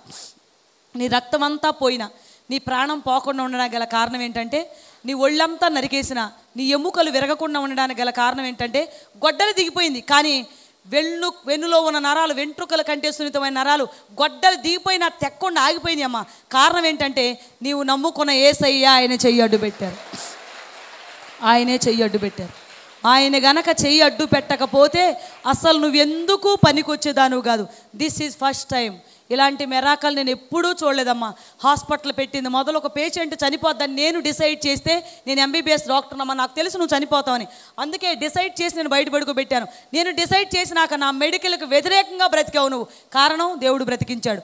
ఏ దేవుడైతే దిగొచ్చి నా మెడికల్కి వ్యతిరేకంగా నేను బ్రతికించాడో ఆయన నిజమైన దేవుడమ్మా. ఈ రోజు నుంచి నేను కూడా ఆయన్నే నమ్ముతున్నాను అన్నారు. ఏ డాక్టర్ అయితే నాకు ట్రీట్మెంట్ చేశారో ఆ ఎంబీబీఎస్ డాక్టర్ గారు కూడా దేవుడిని అంగీకరించారండి. ఇక అమ్మ ఇంటికి తీసుకొచ్చేస్తా ఉంది. డాక్టర్ గారు చెప్పారు చాలా జాగ్రత్త అమ్మ అని చెప్పి, అమ్మ అంత దూరం వెళ్ళిపోయిందని ఇక్కడ ఆపేశారు డాక్టర్ గారు. అమ్మ నీకు ఒక విషయం చెప్తాను, అమ్మ ముందు చెప్పకూడదు అన్నారు. చెప్పండి సార్. నీ గుండె మీద రాయి పెట్టి కొట్టడం వల్ల నీ గుండె కండిషన్ బాగోలేదమ్మా. నువ్వు 10 నిమిషాలకు మించి స్పీడ్గా మాట్లాడకూడదు. 10 నిమిషాలకు మించి కనుక నువ్వు స్పీడ్గా మాట్లాడితే నీకు ఆయాసం వచ్చేస్తుంది. ఒక్కసారి ఆయాసం వచ్చిందంటే అది మళ్ళీ ఆపటం చాలా కష్టం. 10 నిమిషాలకు మించి మాట్లాడొద్దు, అది కూడా స్పీడ్గా అంతకంటే మాట్లాడు. నువ్వు మాట్లాడాలి చూస్తే ఆగి నిదానంగా మాట్లాడు కదా, కంటిన్యూ చేసి మాత్రం మాట్లాడకూడదు, చాలా జాగ్రత్త అన్నారు. ఓకే అండి సార్. డొక్కలో గొడ్డలు దిగింది, కండిషన్ బాగాలేదు, వెన్నులో గొడ్డలు దిగింది, నువ్వు ఎక్కువ దూరం ప్రయాణం చేయకూడదు, 2-3 గంటల వరకు చేయొచ్చు, అంతకు మించి ప్రయాణం చేస్తే భయంకరమైన బ్యాక్ పెయిన్ వస్తే చాలా జాగ్రత్త అన్నారు. ఓకే అండి సార్ జాగ్రత్తగా ఉంటానని చెప్పి వచ్చాను. జావ చేసి పోసింది అమ్మ. 20 రోజులు తాగానండి జావ నేను ఇంటి దగ్గర. 20 రోజులు కూడా తాగుతుంటే కడుపులో పోట్లు వచ్చేది, గుండెల్లో బాధ వచ్చేది. 20 రోజులు తాగాను. సంవత్సరం వరకు నేను కోలుకున్నాను. డాక్టర్ గారు నాకు చెప్పారు 20 రోజులకే ఒక్కరోజు కూడా నేను భోజనం చేయక మునిపే జావ తాగుతుండగానే 20 రోజున ఇప్పుడు మీరు నన్ను చూస్తున్న విధంగా దేవుడు నన్ను మార్చేశాడు. అప్పుడు ప్రార్థన చేశాను, అయ్యా నేను వచ్చి సాక్ష్యం చెప్తాను, వాక్యం చెప్తానంటే ఎవరు నా మాటలు వింటారు, నాకే పాస్టర్ గారులు తెలియదు, నాది హిందూ బ్యాక్గ్రౌండ్. పోనీ నేనే పాస్టర్ గారికి తెలియదు.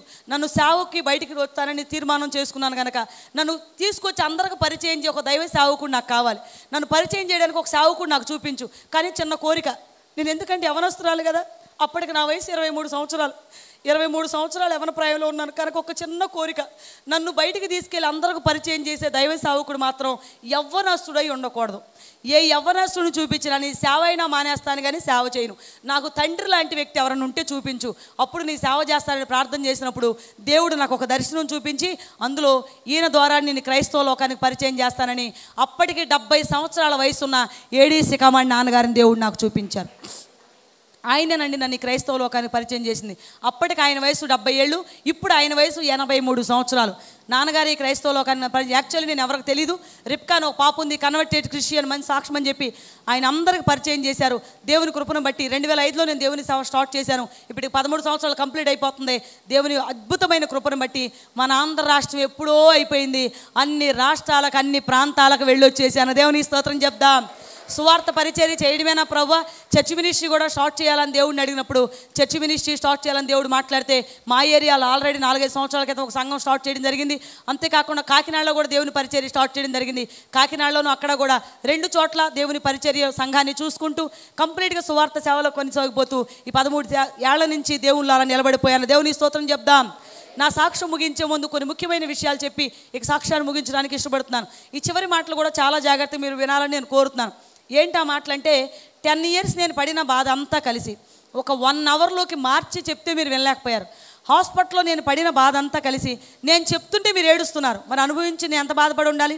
నాకు నా దేవుడికి తెలుసు. కానీ అంత బాధపడి కూడా ఈ రోజుకి ఆయన చనిపోయారని చెప్పి ఎందుకు ఏడుస్తున్నానంటే, చాలామంది భర్త చనిపోతే ఏడుస్తారు. చనిపోయిన రోజు గుర్తొచ్చినప్పుడు జ్ఞాపకార్థ కూడిక రోజు. నేను అలా కాదండి, చనిపోయిన ఈ రోజుకి 13 రోజులు కాదు, 13 నెలలు కాదు, 13 సంవత్సరాలు అయిపోయింది. ఆ రోజు నుంచి ఈ రోజు వరకు ఎవ్రీడే ఏడుస్తున్నాను. కారణం ఏంటంటే, ఆయన ఉంటే బాగుండేదని, ఇక్కడ నిలబడితే బాగుండేది, ఆయన నేను చూపిస్తే బాగుండేది. చూపించడానికి ఆయన లేరు, మరి నేను తేలేను. తట్టుకోలేక నేను ఏడుస్తున్నాను. ఒక్కోసారి నా మనసుకు నాకు అనిపిస్తాయి, రోజు సాక్ష్యం అయ్యగారు చెప్పినట్టుగా నా డైరీ ఖాళీ లేదు, రోజు సాక్ష్యం చెప్తూ రోజు మీటింగ్లో ఉన్నాను, రోజు సాక్ష్యం చెప్పి రోజు ఏడుస్తున్నాను. ఏడ్చి ఏదో ఒక రోజు నా గుండె బలిపీఠం మీద ఆగిపోద్దేమో అనిపిస్తాయి. 13 ఏళ్ళ నుంచి రోజు ఏడుస్తున్నాను కనుక.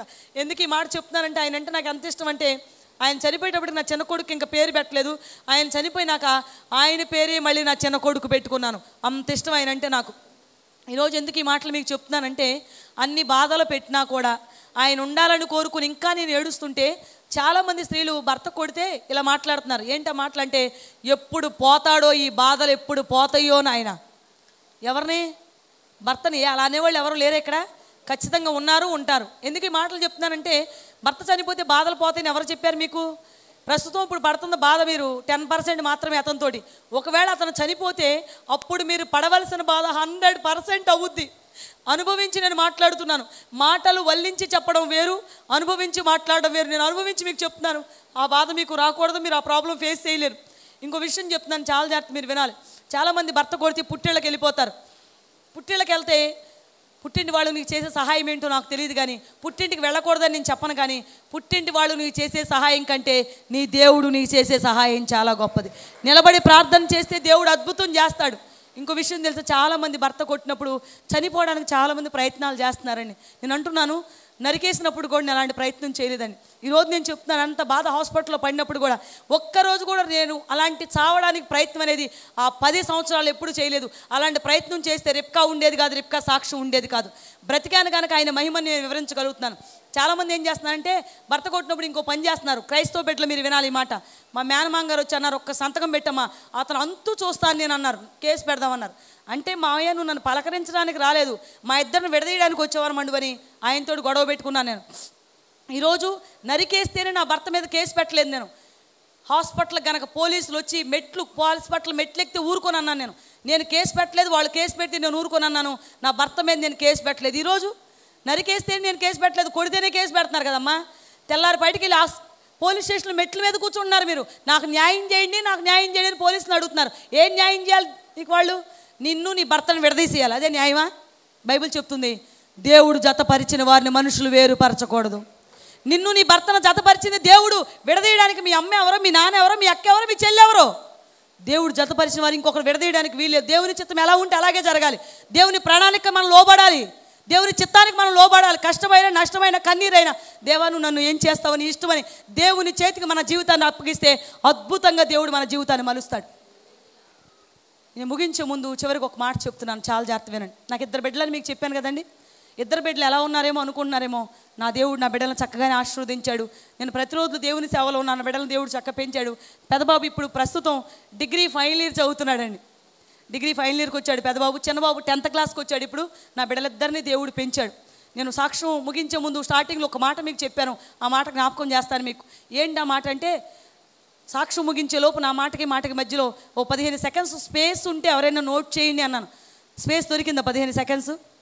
Yes or no? ఎందుకు నోట్ చేయమన్నానంటే, డాక్టర్ గారు చెప్పిన మాట జ్ఞాపకం చేసుకోండి మీరు. 10 నిమిషాలకు మించి కనుక నువ్వు మాట్లాడితే ఖచ్చితంగా నీకు ఆయాసం వచ్చేస్తాను డాక్టర్ గారు చెప్పారు. 13 ఏళ్ళ నుంచి ఎవ్రీడే ఇలాగే మాట్లాడుతున్నాను నేను. ఎందుకు డాక్టర్ గారు చెప్పినా కూడా ఇలా మాట్లాడుతున్నానంటే, టైం సేవ్ చేద్దామని. వెనకాల గొప్ప సేవకులు ఉన్నారు, మెసేజ్ ఉంది. టైం మనం కిల్ చేయకూడదు, మన టైంలో మనం క్లోజ్ చేయాలి. టైం సేవ్ చేయాలని నేను ఫాస్ట్గా మాట్లాడుతున్నాను. దేవుడు నన్ను సేవ్ చేయాలని ఆయాసం రాకుండా ఆపేస్తున్నారు. 13 సంవత్సరాల నుంచి ఇదే జరుగుతుందండి. నేను అద్భుతమైన కృప ఏంటంటే, డాక్టర్ గారు నాకు బ్యాక్ పెయిన్ వస్తున్నారు. 13 ఏళ్ళ నుంచి ఎవ్రీడే నేను ప్రయాణాలు చేస్తున్నా. ఒక్కసారి నడువు నొప్పి అంటే ఏంటో నాకు తెలియదు. అద్భుతమైన కృప ఏంటంటే, రోజుకొక జిల్లా, రోజుకొక రాష్ట్రం, రోజుకొక జిల్లా, రోజుకొక రాష్ట్రం నేను ఉంటున్నాను. వాటర్ మారిపోతుంది. కానీ గొప్ప కార్యం ఏంటంటే, 13 ఏళ్ల నుంచి ఇప్పుడు వరకు కనీసం 1 టైం ఒక్కసారి కూడా నాకు జ్వరం కూడా రాలేదు. కారణం ఏంటో తెలుసా? మీ కారణం తెలుసుకోండి. జ్వరం, తలనొప్పులు ఎవరికైనా వచ్చేస్తే పెద్ద గొప్ప ఏం కాదు. నా రక్తం అంతా ఇంట్లో పోయింది, మిగతా రక్తం అంతా ఆపరేషన్ థియేటర్లో పోయింది. చుక్క రక్తం కూడా వేరొక మా రక్తం నాలోకి రాలేదు. రక్తం పోయిన వెంటనే యేసయ్యే తన రక్తాన్ని నాలోకి పంపించేశారు. ప్రస్తుతం నాలో ప్రవహిస్తుంది మాత్రం నా రక్తం కాదు, నా యేసయ్య రక్తం. ఆ రోజు హాస్పిటల్ మెట్లు దిగాను, ఈ రోజు వరకు హాస్పిటల్ మెట్లు ఎక్కకుండా అద్భుతంగా దేవుడు నన్ను స్వస్థపరిచి ఆ పైన దేవుడు ఆశ్చర్యకరంగా నన్ను వాడుకుంటున్నాడు.